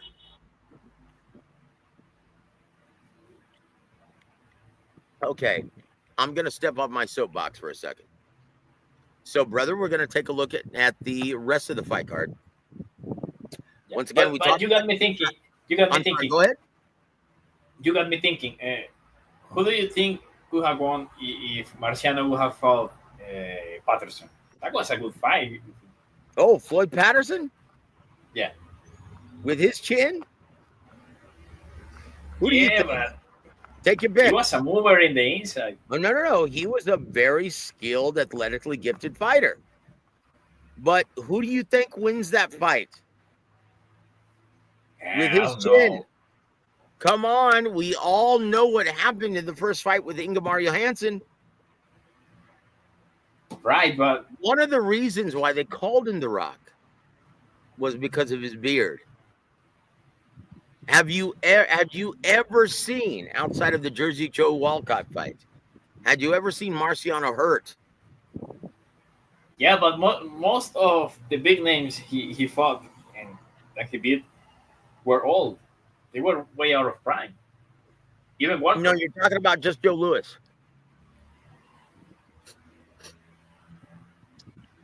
And Archie Moore too. Well, Archie Moore, who, yeah, was not a real heavyweight, but yeah, the mongoose. And he was old.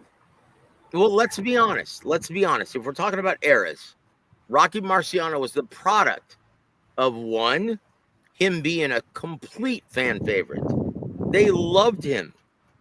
Rocky Marciano was the regular guy. He would go shake hands with anyone. That's why everyone loved him. And let's be honest, his era was terrible.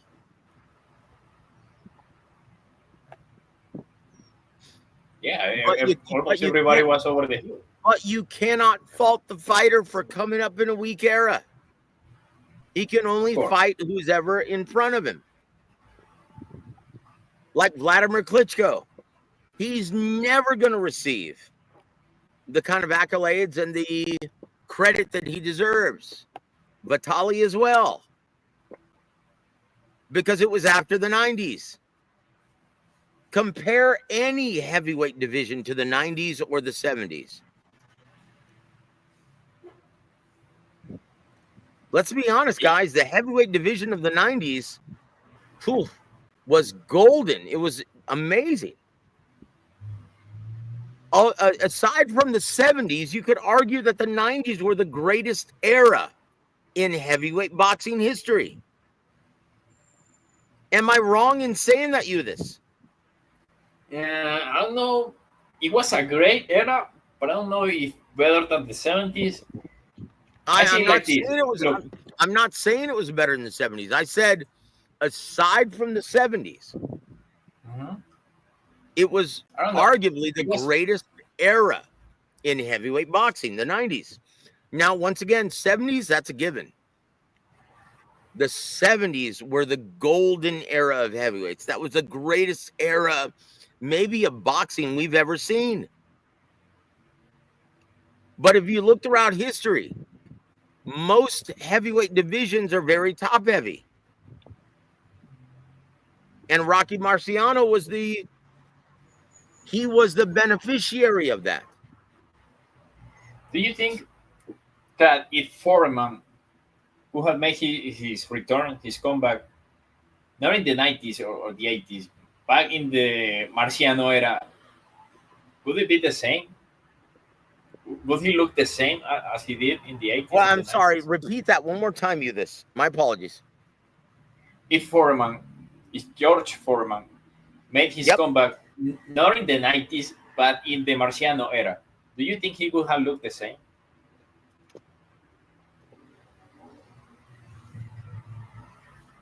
Let's transport him instead of the 90s. Let's go back. So you're saying if he doesn't fight Michael Moorer, because who did Foreman lose his belt to? Who did he lose his title to? Was it? I'm not sure. I think it Come was. on, you know it. Briggs. Brownsville, Brooklyn. Yes, Shannon Briggs. Yeah. Let's be honest. Let's be honest. Briggs was a contender, but he was never the elite. And he had the power, he had the timing, the speed, but he just was never one of the elite. He could compete with the elite, and he would make it a great fight. But he was more of just a contender who ended up being a gatekeeper. Foreman, like it's almost like what I mean. He found that perfect storm. Like let's be honest, how did you score that Michael Moorer fight at the time of the stoppage? Michael Moorer dominated him. Yeah, he was winning. Yep. But what I mean is, so what are you asking me? What I mean is, don't get me wrong, but the 90s was a great era, but I think it was a bit weaker than the 70s. That's why Foreman. Hold on. Uh, see, you're saying that Lennox Lewis, Mike Tyson, Evander Holyfield, Riddick Bowe, they were weak No, heavyweight no, no. champions. No, I don't mean weak like pussy. I just mean they weren't as tough as the 70s era. No. Stop comparing it to the 70s because there's no comparison That's to what the I 70s. mean. Now let's I'm look at not the saying 80s. they are. No. The 80s is a very underrated era for heavyweight boxing, and it was very top heavy.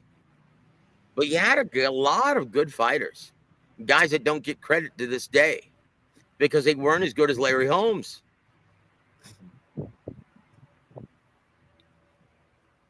How about Tim Witherspoon? Yeah, he How was would great. he fare in the 90s? He was great. Uh-huh. You know that Philly Shell moving forward. Dude, Tim Witherspoon was a bad dude. I think he's got a channel too.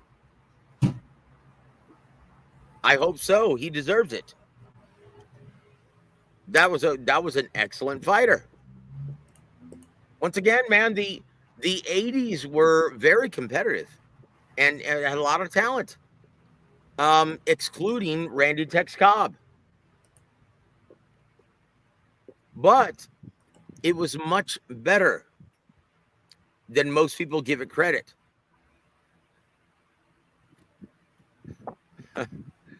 You talking about Randy Tex Cobb? How you doing, Lance? Good to see you, my friend. Thank you for hanging with us, brother. Oh my gosh. Dude, are we an hour and 40 minutes in? Yeah, that's right. Holy cow, guys. Time has just flown by. And have we been talking about Saturday night's fights the entire time? Yeah, and other topics too. It just got interesting. I'll tell you what, So- man. Look. I will say this, and I shouldn't, and I'm not allowed to say this, but I will. Okay. The only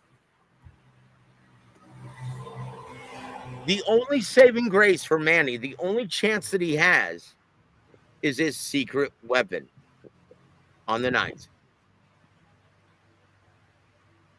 Freddy And it Roach? very well may get into Mario Varrios's head. You do realize that Brandon Figueroa is going to be open the card, right? The pay-per-view portion. Yeah, but you know, Mario Barrios has a small gas tank. So Listen. he could gas out before the fifth. Stop. What did we just talk about?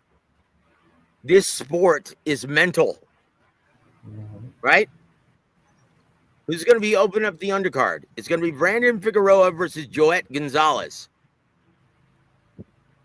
Who's Brandon Figueroa's conditioning coach? Yeah, I don't know. His sister, Omira. The gorgeous lady. Yeah. So who is the baby mama of Mario Vargas? Omira. Yeah, She's going to be there. He stole the girl from Ray Vargas.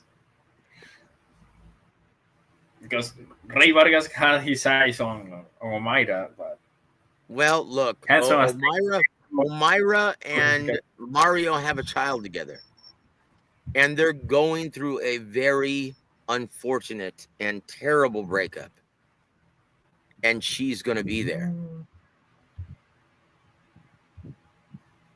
How is Mario going to be able to handle that?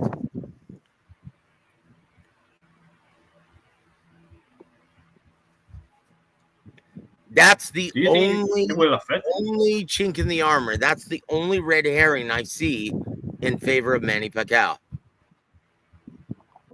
And I'm not supposed to talk about this because no one else knows this. But I'm from San Antonio. And I'm very familiar with Mario's camp.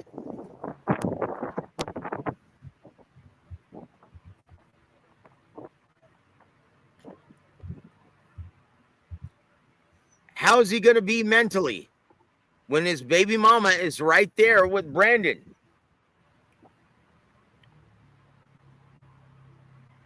And she's currently keeping their daughter from him.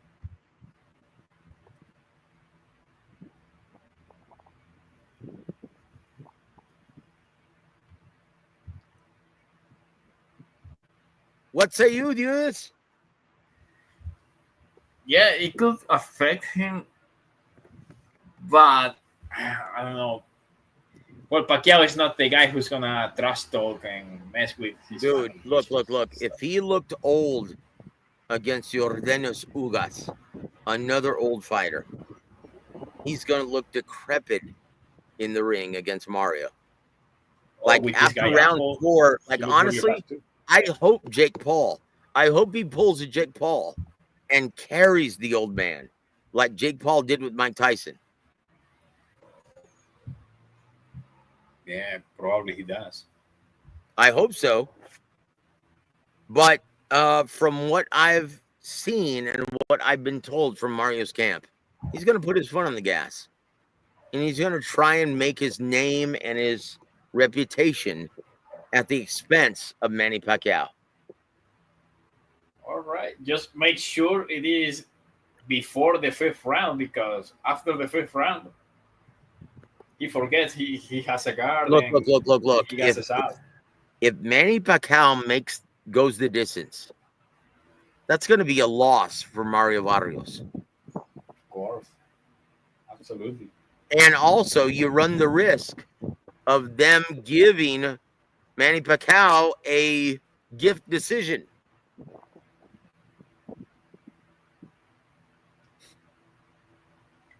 In my opinion, PBC is setting him up for the fall by putting Brandon Figueroa on the undercard.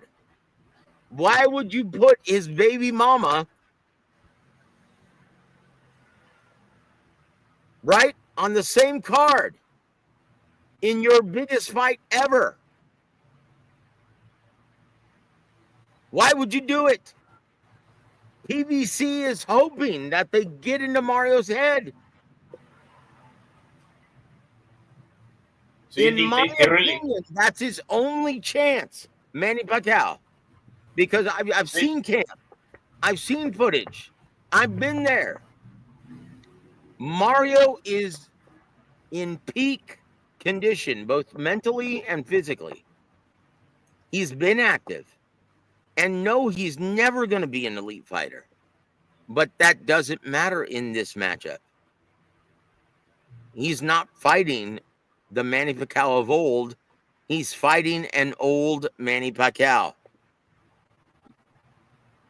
But in comes the X factor.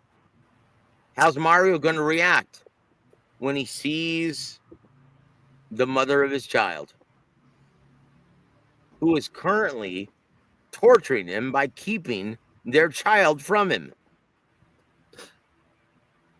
You think his focus is going to be on Manny Pacquiao that night? It could affect him. I don't know. I think. I don't know. Yeah, well, think relatively. How would it affect you?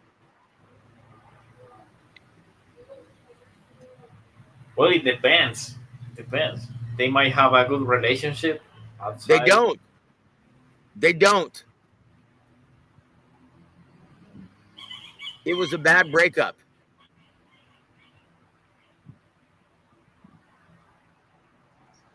Well, that's unfortunate. Yes, it is.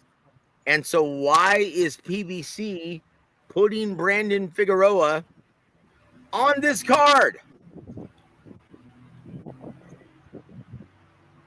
Who do you think wins that fight, Joet or Brandon? I think Joet finally wins one. Yeah, because I saw a really bad version of Figueroa last fight with. He looked terrible. He looked like he forgot how to fight. Uh-huh. And look, let's be honest. When you fight like Brandon Figueroa, block punches with your face, your shelf life as a fighter is not very long. Let's be honest. Guarantee City.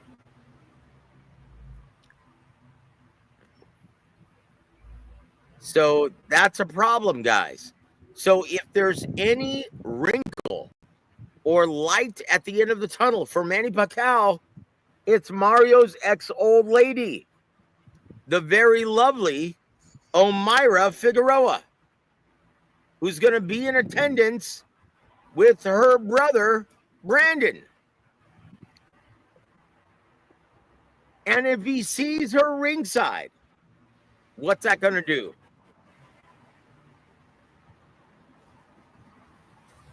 Now think relatively, you this. Think relatively. Maybe, yeah, Like, maybe he gets imagine motivation trying from to that. go- Maybe. Imagine this scenario. You standing across the ring from a guy who wants to kick your ass, and you see your ex, someone who has your heart in her purse. How would you react? Maybe this gives him some motivation. Like, look what you're missing. I'm gonna become a champion. I'm gonna defend This my is title. why, and I think this is why he really is motivated for this camp, and he really wants to beat Manny's ass. Look what But- you're missing, girl. But yeah, exactly. You know how fine she is. Oh yes, he is. It's undeniable now, isn't it? No way you cannot do that. You know how lovely she is. And she is a mother of your daughter, and she is giving you hell. She is giving you grief. You would rather everyone in the stadium or everyone in the arena leave, and so you could just sit down with her for one more minute and tell her that you love her. That's what Mario's going to have his mind on Saturday night. And you'll never hear this from any other podcast, brother. Yeah, that's right. You always bring some good information, some good inside information. And this is something that I was told not to discuss, but it's a week of the fight. So what? Right? It's a week of the fight. Who cares? But Omaira is going to be right there with her brother. She always is.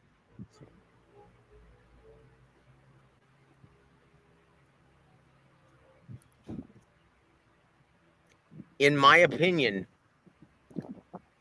this was not a coincidence.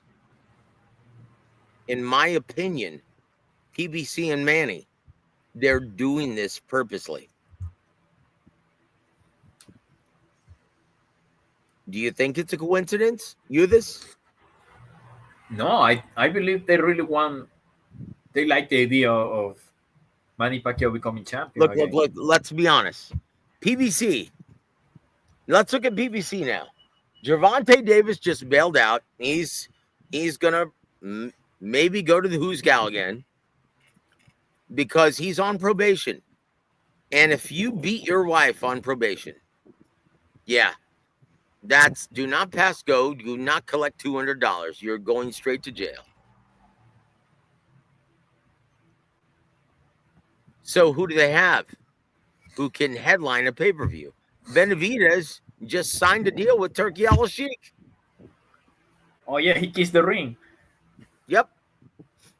So who do they have? In my opinion, they're hoping that Manny can pull one out. They're hoping that Manny can win. Because guess what's on the horizon if they do? Floyd Mayweather Jr., the long-awaited rematch. Two geezers, 45 and 46. Can you imagine how massive that fight would be?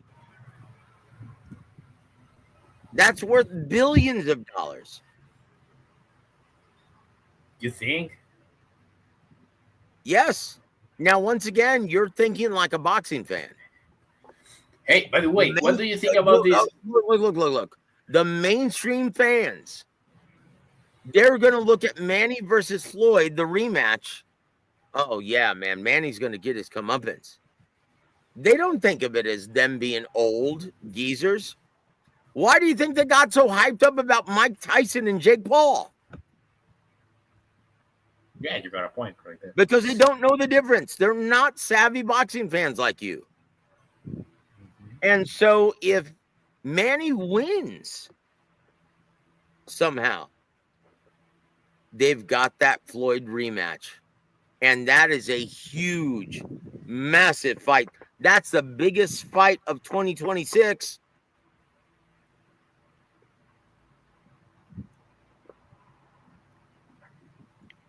So you think that Brandon Figueroa on this undercard is a coincidence? Considering think so. who's in the main event? No, I think only the only idea of putting money in a fight for a belt, it just shows Like the think whole about intention. this, you this. As terrible as Brandon looked in his last fight, why would he deserve a pay-per-view fight?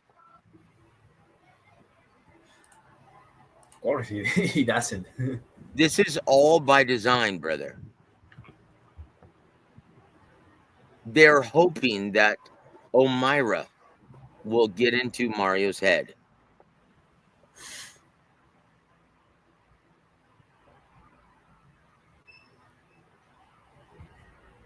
And let me ask you something.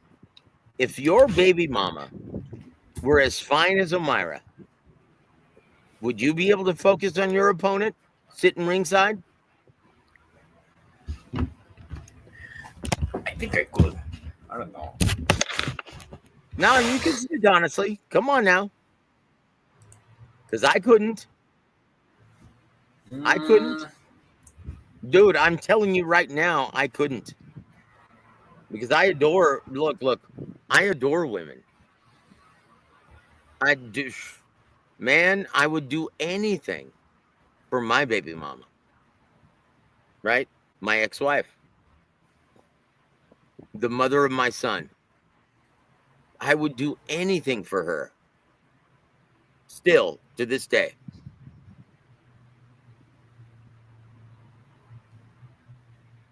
And what if Barrios goes with two chicks side by side, like a playboy? Yeah. Are they anything compared to the mother of his child? What if they look better? So is it all about looks? Just for motivation, you know. Dude, it wouldn't matter. She has my heart. She has his heart. And the kid. That's a low blow, in my opinion. PBC knows what they're doing. PBC knows.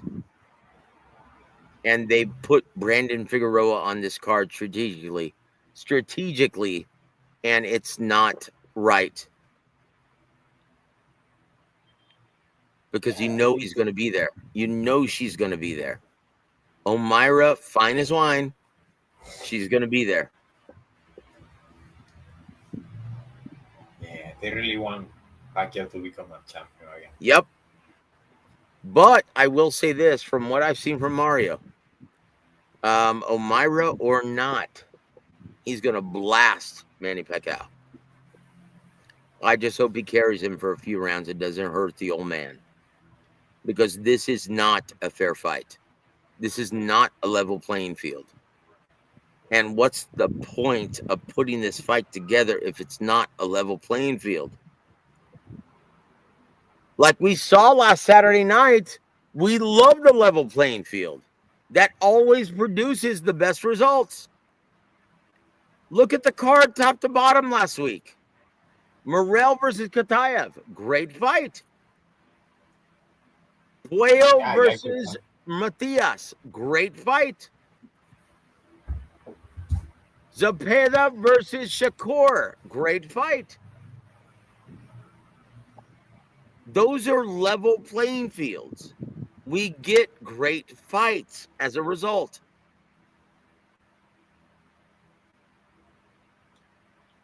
In my opinion, guys, and I'm going to say this for the record, the only chance Manny has in this fight is if Omaira does her voodoo magic and walks right in front of Mario.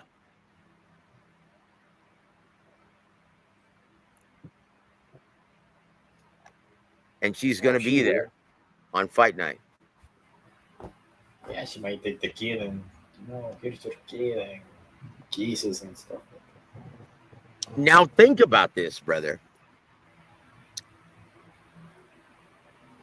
Yeah, when I first mentioned her name, right, Omaira Figueroa, you were like, "Oh my gosh, she's gorgeous." Yes. Right? That was your first reaction. Now imagine if you're in a prize fight and she's right there.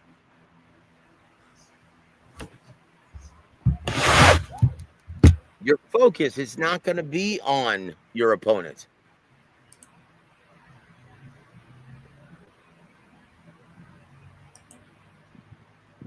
Yeah, that's hard, man. That's hard to deal with. And look, I'll say this. It's going to be a great fight, a great night of boxing. I'm going to back out and I'm not going to watch the main event because I love Manny. I don't want to see him get his ass whooped. And that's what's going to happen. That's what my head and my heart tells me. But the only red herring and the wrinkle in this is Omaira Figueroa. That's it. So, guys, if you're looking for a story for this week, it's her. Joe, and who do you guys winning between Pitbull and Fierro? To be honest, I think Fierro gets knocked out this time. Really? There's too much money behind Pitbull Cruz. And I think Angel Fierro fought as great and as well as he was going to fight earlier this year. I think you've seen the best of Angel Fierro. Look, he's not that good, guys. He fought. He rose to the challenge. And we all saw a great fight as a result. But he's not that good, guys. He's not on that level. And I think Isaac Cruz is going to bomb him out. And he's going to blast what him. level? Because Pitbull is not really a level fighter. You know what? You're right about that. He's never been an elite level fighter. Actually, go ahead. Fierro was a tune-up, and look, he gave him. Yep. Yep. He actually, Fierro was a tune-up fight. Yep. Exactly. That's right. That's right. I think Fierro wins. He was supposed to be a tune-up. And Isaac Cruz kind of was looking past him. But you know what? That got into his head. When you see your opponent, a guy who's supposed to be merely an opponent, and he can take your best shot and keep coming, that does something to a fighter.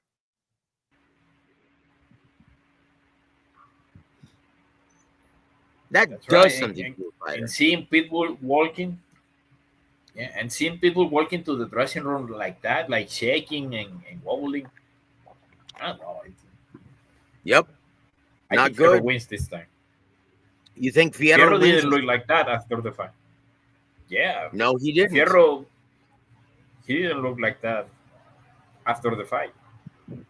You know, I respect your decision, man. I did, and we'll see. We'll see what happens. It's a great fight. It was a great fight the first time. It's going to be a great fight this time too. I'll tell you what. Also, I'm looking forward to the progression this Saturday on the undercard of Usyk Dubois. I'm really looking forward to the progression of Prince Nassim Ahmed's son in the ring. Ah, yeah, I heard about that. He's going to be on the undercard. I also heard Modane Sons is fighting in I don't know where. Where? Anthony Modane. Who?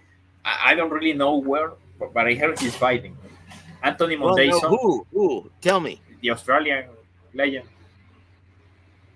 Well, look, the only other fight that I'm interested in, right, is Bam Rodriguez fighting the Tough African in Frisco, Texas. What I want to know is why on earth is Eddie Hearn scheduling Bam Rodriguez on the same day as Usyk Dubois and Pacquiao Barrios? Why? Bam is the best, most talented fighter in your stable. Why are you burying his fights on the same day as Pacquiao and Usyk? Why? Dude, Bam Rodriguez is one of the best fighters on the planet. He's the best fighter on your platform. And you're fighting him, one, in Frisco, Texas, and two, you're fighting him on the same day as Manny Pacquiao and Usyk. Why? Why are you disrespecting Bam Rodriguez like this? Jesse Rodriguez. That's a bad dude.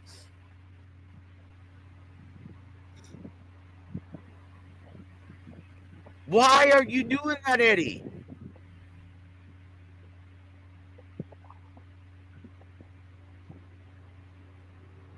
And why aren't you fighting him in his hometown? San Antonio would get up for this.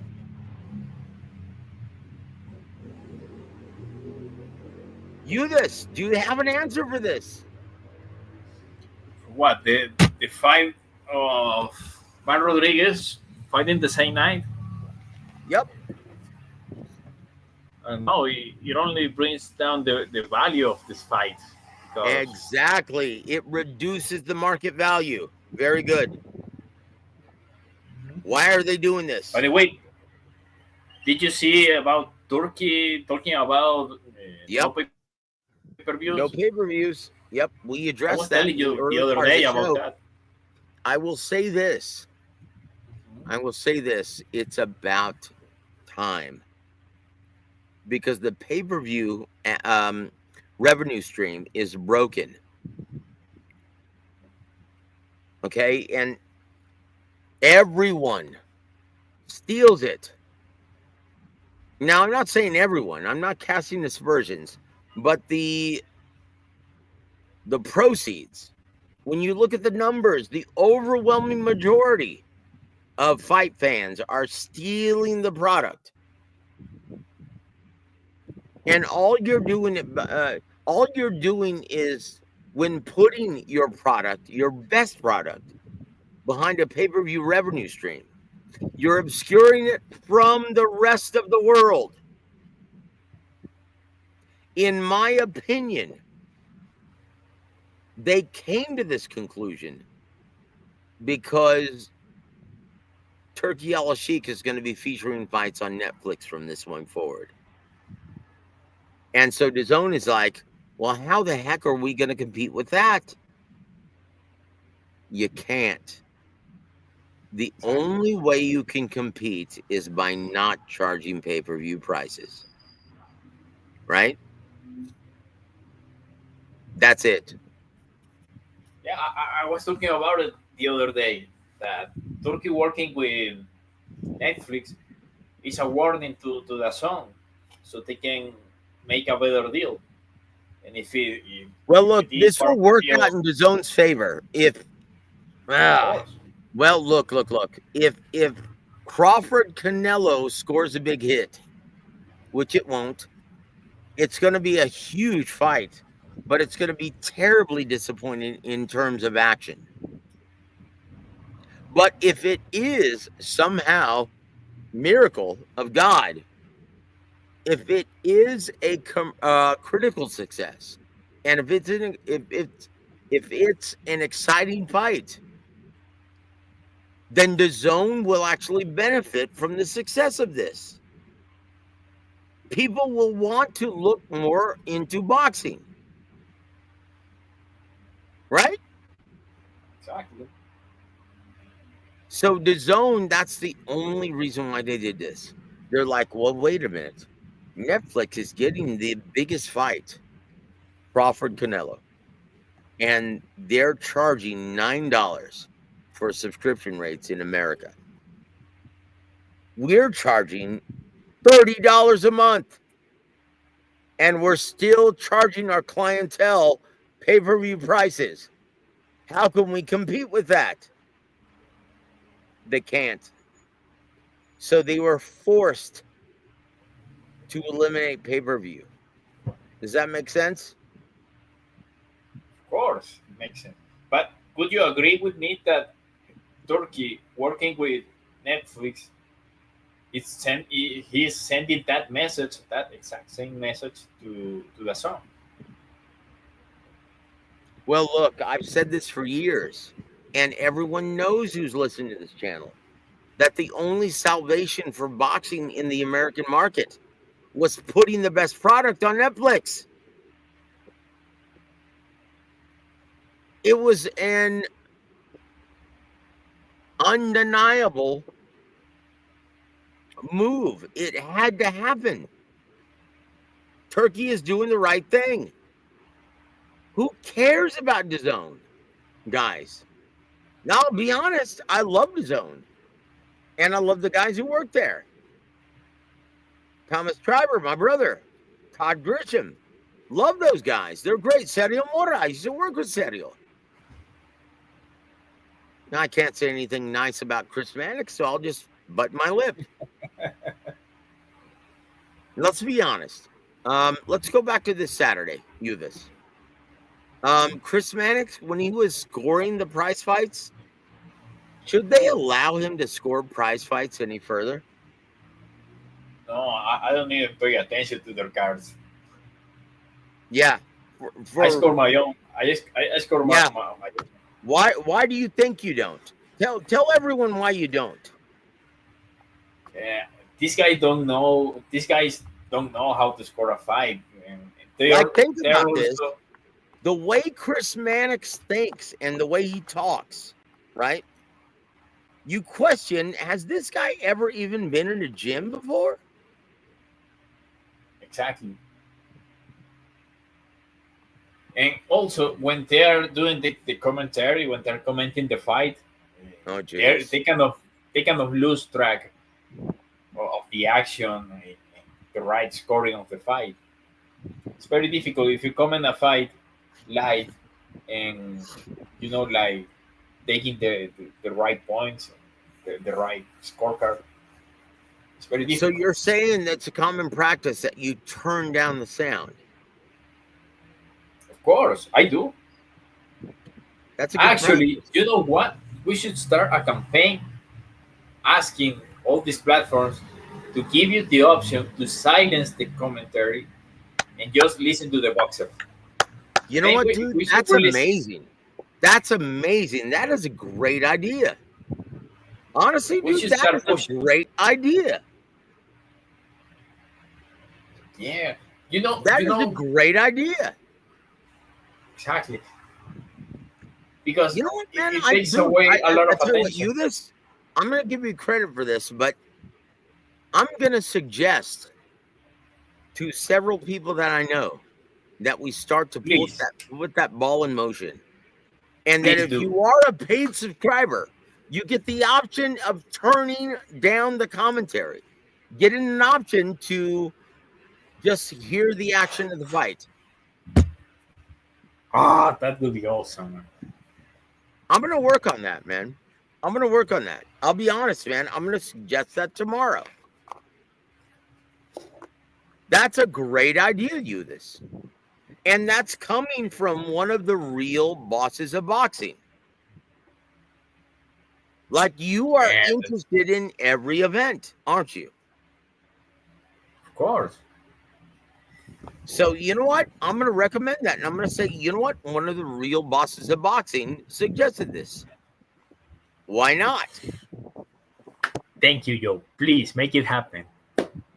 dude? I'm going to do my best. I think that's a great idea, you this, and you're going to get full credit for it. Thank you so So much. do me a favor. I hope, In the I hope comments it section- happens. Go ahead. I hope it happen. This happens. Thank you so much. Honestly, I don't see why not. I don't see why not. It's giving the diehards. You know what? Oh man, that's a great idea. You this. That is Yeah, a great idea. you give the diehards a break from biased commentary. Well, look. To be fair, let's just be honest. How many diehards depend on the commentary? Well, many turn down the volume. Dude, that is a great idea to do this. And once again, man, I'm gonna give you full credit for that. I'm gonna Thank you, talk thank this you. to several people tomorrow. And people in the Yeah. chat should start praying. Should start spreading this idea around. You know what? That's a great idea. That's a great idea. Let's make it catch fire. Guys, if you want that, who's listening to this on replay or live, please start preaching that online on your favorite social media page. You know what? We should get the option of not having commentary. That's a right. Just great listening to idea. the fighters. That's a great idea. Holy shnikes, that's a great idea, you this. That's right, guys. Let's make it happen. Let's make it happen, guys. That is a great idea. Start banging the drum. Also, guys, I do have to leave you with this.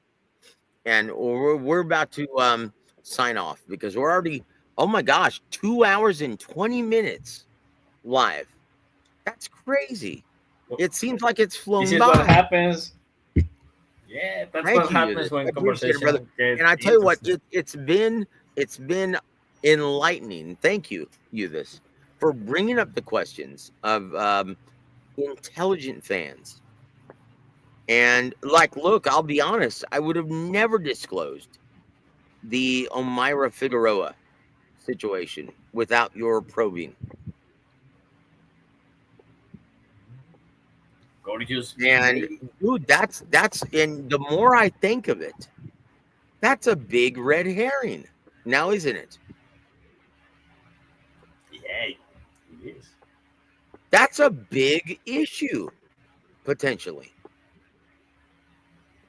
Because honestly, as much as I love women, as much as I love my ex-wife, I don't know if I could focus completely with her being ringside. I don't know if I could.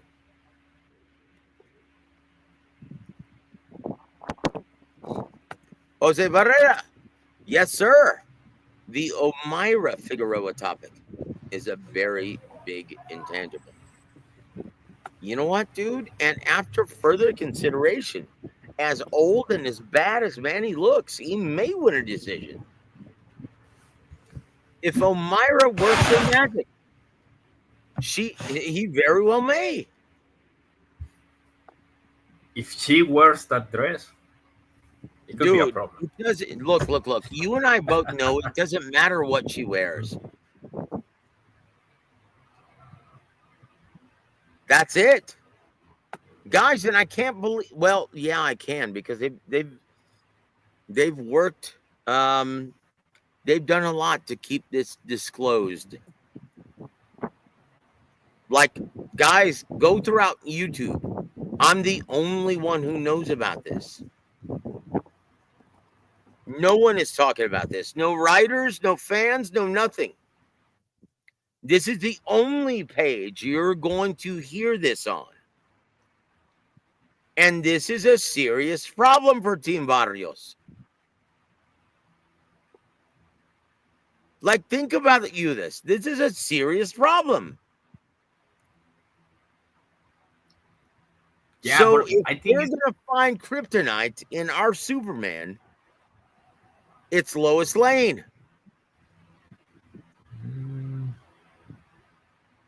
Omira may be the secret weapon for I still Manny think Pacquiao this weekend. you think. And she's fine as wine, brother. Don't deny it. No, you can't deny that. Yeah, she's lovely. And look, I love the Figueroas, and I've known them forever. I've known Omira since she was a teenager, right? And gosh, man, I can't believe they're involved at this level. I really can't. So I think of Omira, right, as just the young fitness person, right? But to Mario, that's his beloved. That's his heart. That's the mother of his daughter.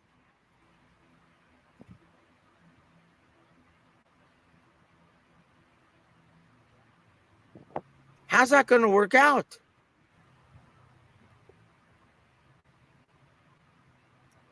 Well, that's a tough one now, isn't it? It is. Yep. So any other bold predictions that you have, this, because we're about to sign out. It's like almost 2 hours and 30 minutes in, brother. And look, I want to thank you, man, for being our special guest, as well as Rick Glaser.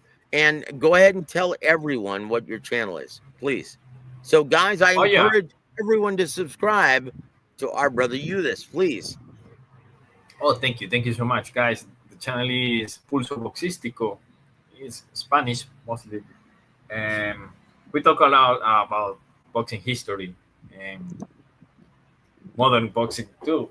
We do some field studies, and we also, analyze fights and predictions, all of that. It's a fun show. So, well, I tell you what, brother, if you hadn't brought up everything on the undercard, I would have never revealed this. So thank you for being a part of this show. Yeah. My predictions are Fundora is going to look like the next Tommy Hearns with a shadow. He's going to look like a legend. And Pacquiao maybe wins a not elite champion. And Pitbull, he comes out shot out of this fight, maybe in a stretcher. Wow. Maybe. He's never going to be the same after Fierro knocks his ass out. Wow. You think that tangle was too much for him? Yeah.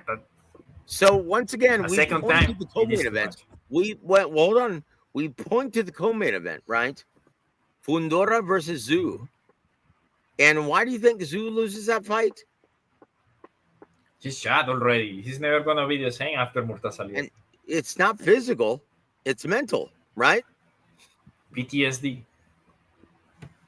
So what happens when baby mama steps ringside?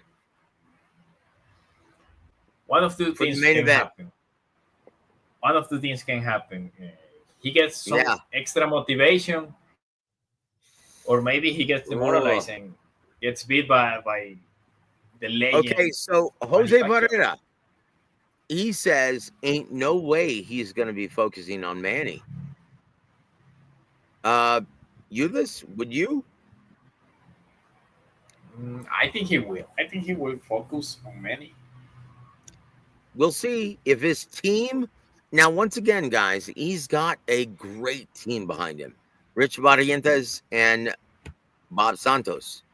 They're great coaches. They're going to have him focused.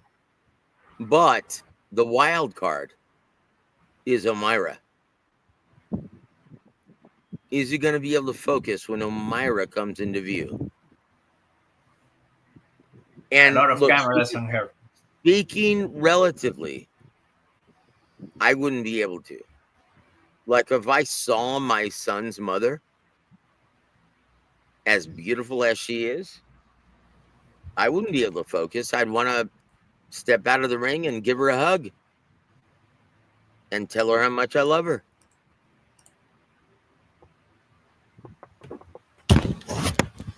That's a huge story. That's a huge storyline that the media is missing out on. Like, dude, they have no idea how big this is. Like, look, I'll be honest. Manny, when you look at them both in the gym and you look at how old he is, he has no chance.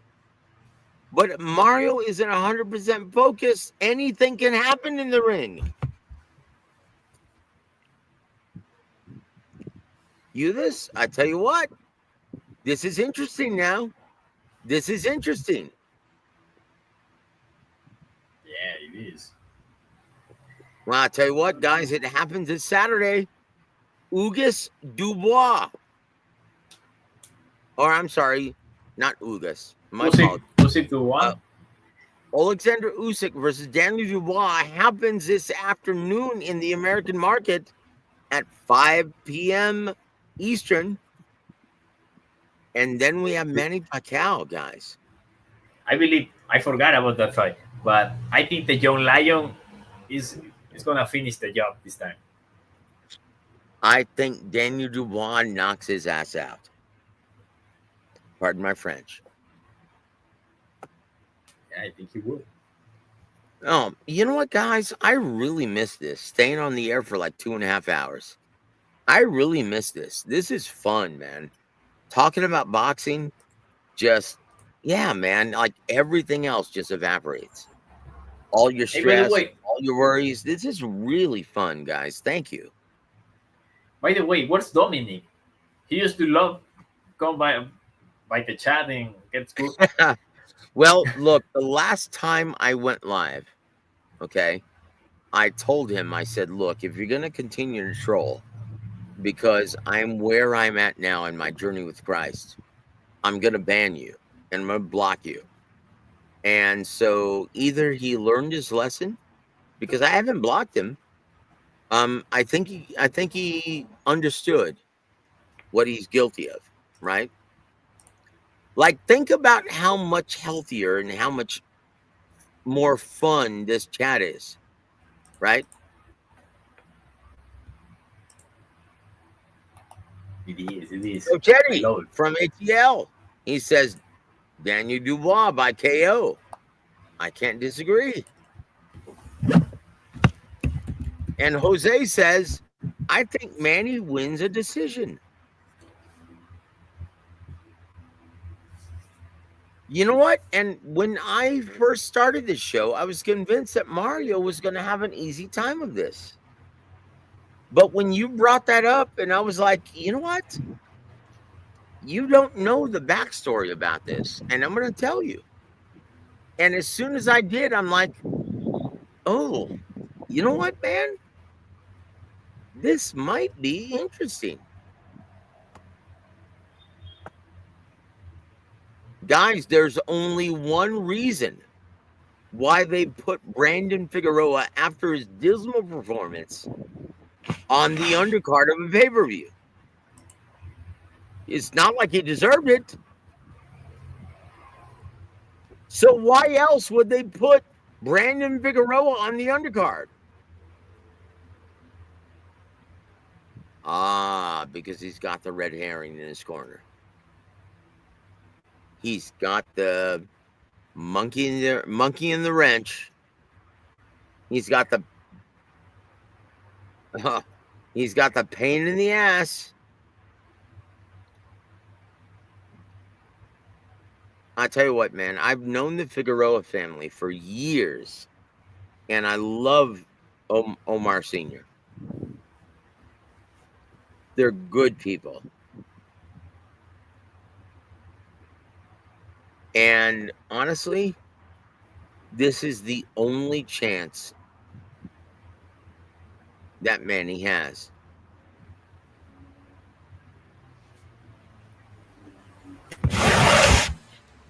Oh, hold on. Adam, welcome to the party, sir. You're late, but that's okay. He says, hey, Rick, why don't they just make good matchups? I'm sorry, are they not making good matchups? This? Come again, please. Morel versus Katayev. W.A.W versus Matias. Shakur Stevenson versus William Zepeda. Those aren't good matchups. Yeah, those were good fights. Those are amazing matchups. Like, what are you talking about, Adam? And he says, Usyk, my decision. I don't know about that. I am favoring Dubois by knockout. Yes, I am. And he says, Coach Eddie says, Edgar got cooked. Yep. And he says, Morel got a gift. Look, I told you guys why Edgar Berlanga was going to get cooked. Because the Lord doesn't bless ugly. Now, Morel, your thoughts, this. What do you think of the Morel fight? Well, I had Kata winning, but it was a close fight because Morel really started picking up from the sixth, and yeah, he took some ground there. So I think it was a very close fight to say it was a robbery.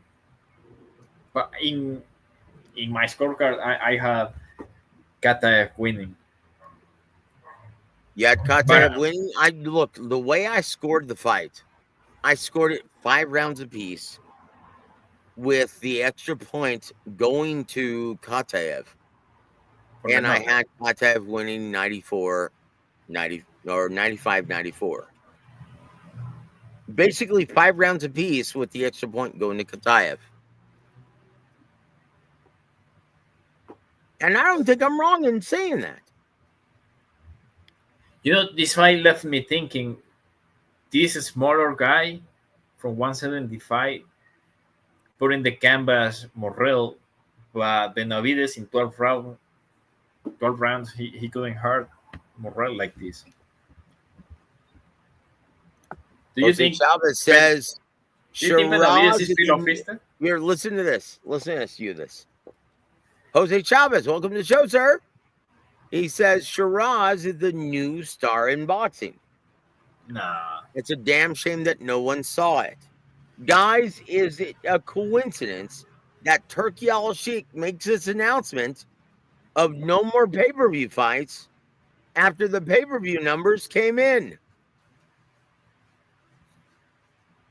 Is it any coincidence? That means no one saw it, Jose Chavez. Well, at least no one paid for it. So how can you become the new star in boxing if no one saw your fight?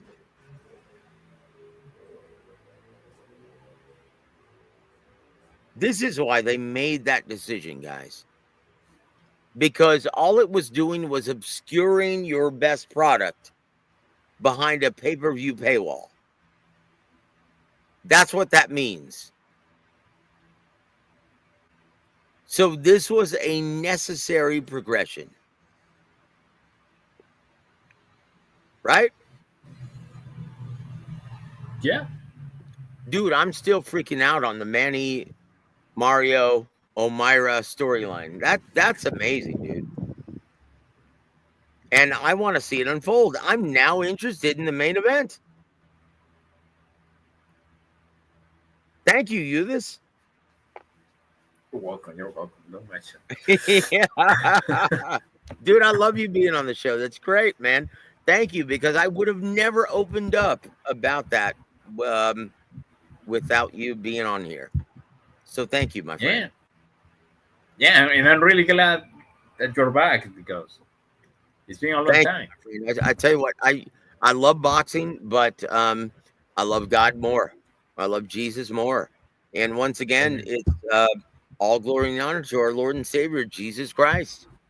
And guys, if you haven't already, please subscribe to my ministry, God's Perfect Love.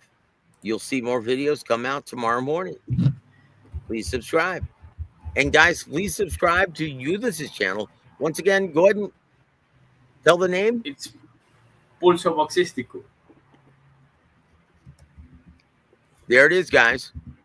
Guys, please go subscribe to our brother Ulysses. We love him on the show. Pulso Boxístico, the most I would have based never channel brought in Spanish. Dude, I would have never brought that up.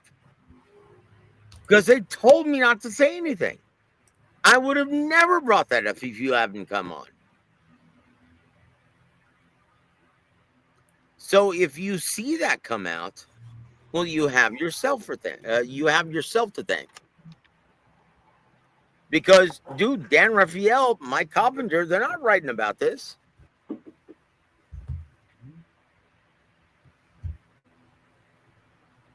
And don't forget the new people arriving in the chat. Spread the idea of the message of turning down the volume on the commentary when watching the fights. Yes, Let's make I'm it going to happen. talk about that tomorrow. I'm supposed to meet with several people with the Zone tomorrow. And I'm going to bring that up. And with that subscription price, I think that's going to be gold. I think that they're going to do it. And I'm going to give you credit for it. That is a great idea. That's right. Let's make it happen. Let's make it happen, brother, because I tell you what, do you want to hear Chris Mannix? No. Look, I used to work with Sergio Mora. He's a great guy, the Latin Snake. But I don't want to hear him during the commentary either. Yes, some of these guys are good, but in between the fights, I don't enjoy listening to anyone. Nope. Yep. That's your DoorDash or popcorn time, right? Exactly. That's when you go get something to eat. You go to the bathroom. Yeah, man. That's like, dude, who listens to that stuff between fights? No, and between rounds and in the middle of the round, you also get to see sometimes the commentary kind of conditioning the honestly, dude, I would love to just hear the trainers. That's why didn't we just hear Coach Ronnie during the Morrell fight? Yeah, I would love to hear them. Dude, and this is another thing, and I brought this up on JR's channel, The Boxing Source, right? And guys, please go subscribe to The Boxing Source, please. Another thing, guys, it's long overdue. Start banging the drum for Coach Ronnie. Coach Ronnie Shields, he deserves to be in the Hall of Fame.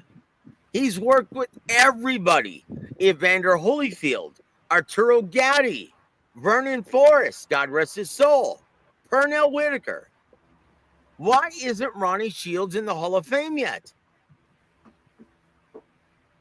Guys, start banging the drum. Start talking about this on social media. Because Al Bernstein is in the Hall of Fame and Ronnie Shields isn't? Teddy Atlas, should he be there? Well, Teddy Atlas, yeah, he's knowledgeable. I can't say a bad thing about Teddy Atlas. He is a great guy, and he's very knowledgeable. I can't say anything negative about him. Yeah, I like him too, but has he done more than Ronnie? No. That's what I mean. Dude, Sylvester Stallone is in the International Boxing Hall of Fame, and Ronnie isn't. Guys, it's long overdue. Start banging the drum for my brother Ronnie Shields. He deserves it.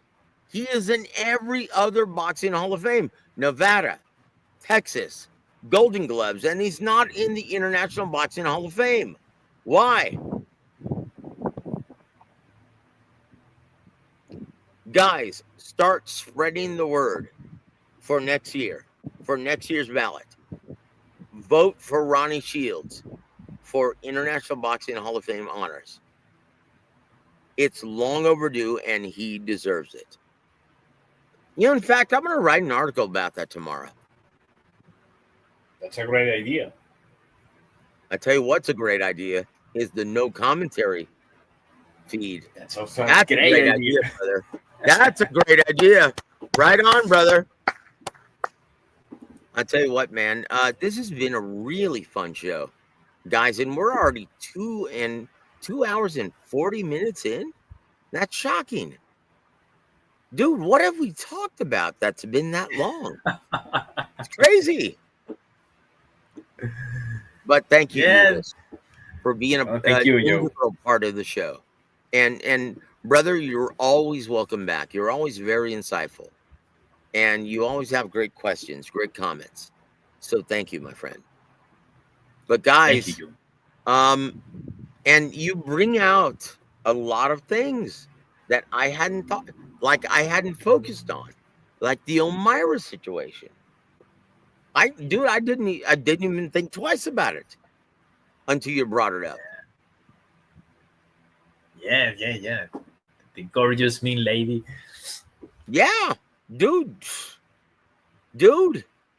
that's gonna be a problem. That's going to be a problem, guys. Mark my words. That's going to be a problem. It's going to take some focus off of Mario Barrios. How couldn't it? She is the mother of his child, his only child, his daughter. And she's going to be ringside. And they had a terrible breakup. And she's going to be there present during the entire media week. She's already there. That's big, guys. That's big. And she's not in his corner any longer. That's big, guys.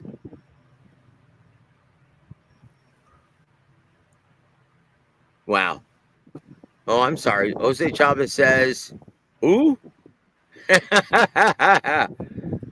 Look her up. Elmira Figueroa, the baby mama of Mario Barrios. She's on the card with her brother, Brandon Figueroa.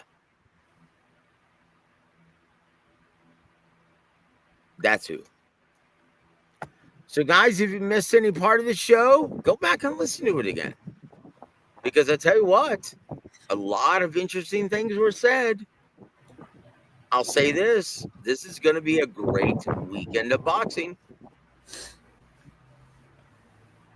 Eunice, your final thoughts, your parting shots before we let everyone go. Oh, yeah. What I mentioned earlier, I think W.A.W gets rid of Usyk this time. Amen. And Fundora is going to look like the next Tommy Hearns, beating the shot team. Hold on, Eunice. Jose Chavez says, oh, she's hot. Oh, yes, she is. And you think she's not going to be a factor in this fight? Come on, Mario Barrios, he's a champion. He's going to get over it. Okay. Tell yourself that, Eunice. Tell yourself that. He's now, once again, it's easy to say, and it's easy to pass judgment on the sidelines. But how would you react if you were in that situation and your girl was keeping your daughter from you and they're at ringside? I don't know. He's going to earn that. It gives him motivation because he needs the money for child support. Dude, he already has money. He made money at the Abel Ramos fight. he's made money on all of the Canelo undercards. Yeah, the Davis fight too. Money is nothing when it comes to matters of the heart. Think about it. Money is nothing when it comes to matters of the heart, especially when she looks like Omaira Figueroa. Tell me I'm wrong, you this. Yeah, she's hot, just like Chavez say. No, tell me I'm wrong. Money doesn't matter.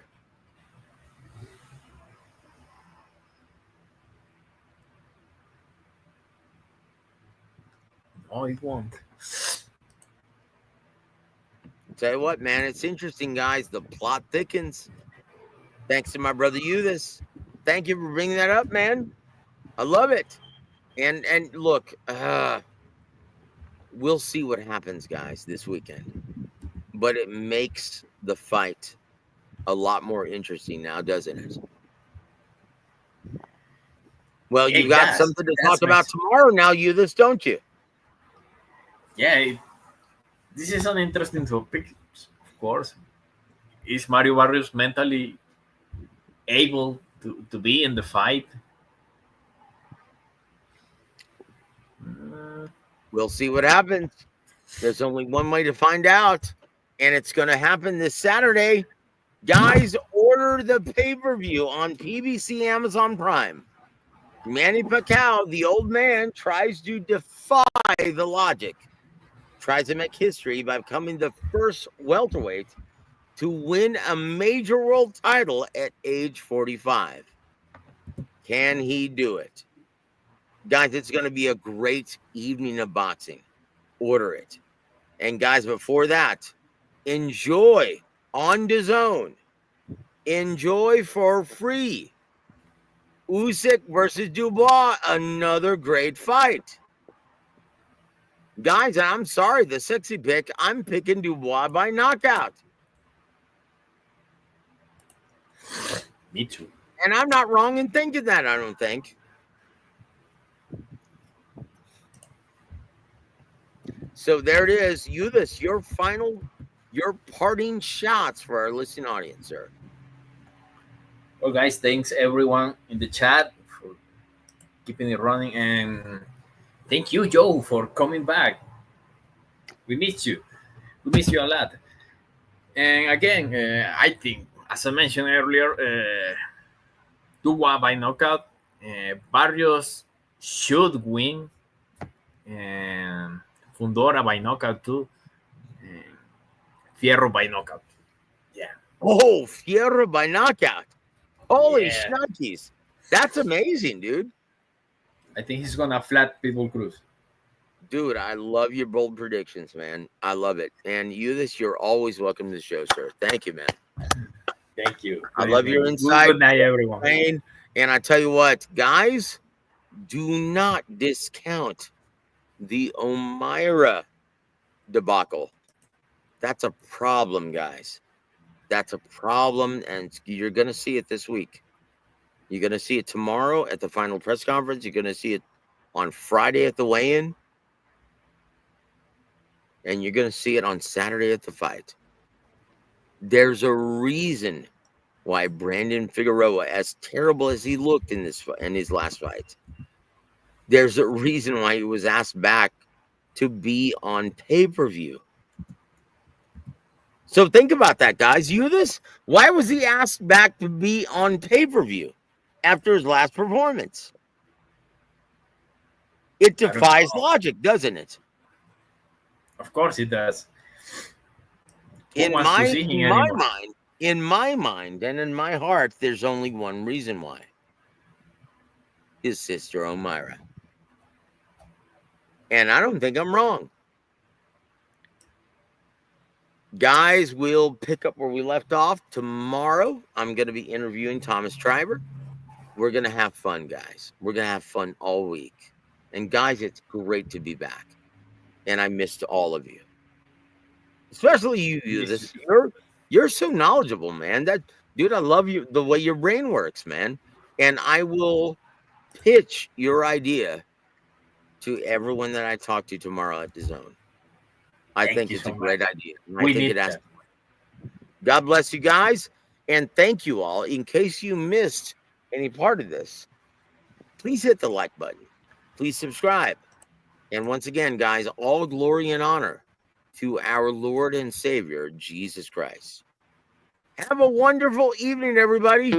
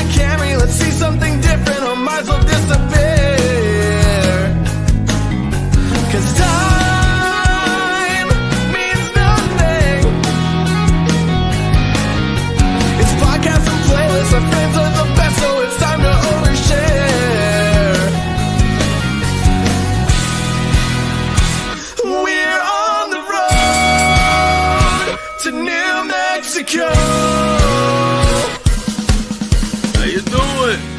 You too can smell manly if you listen to Real Talk with Rick Glaser.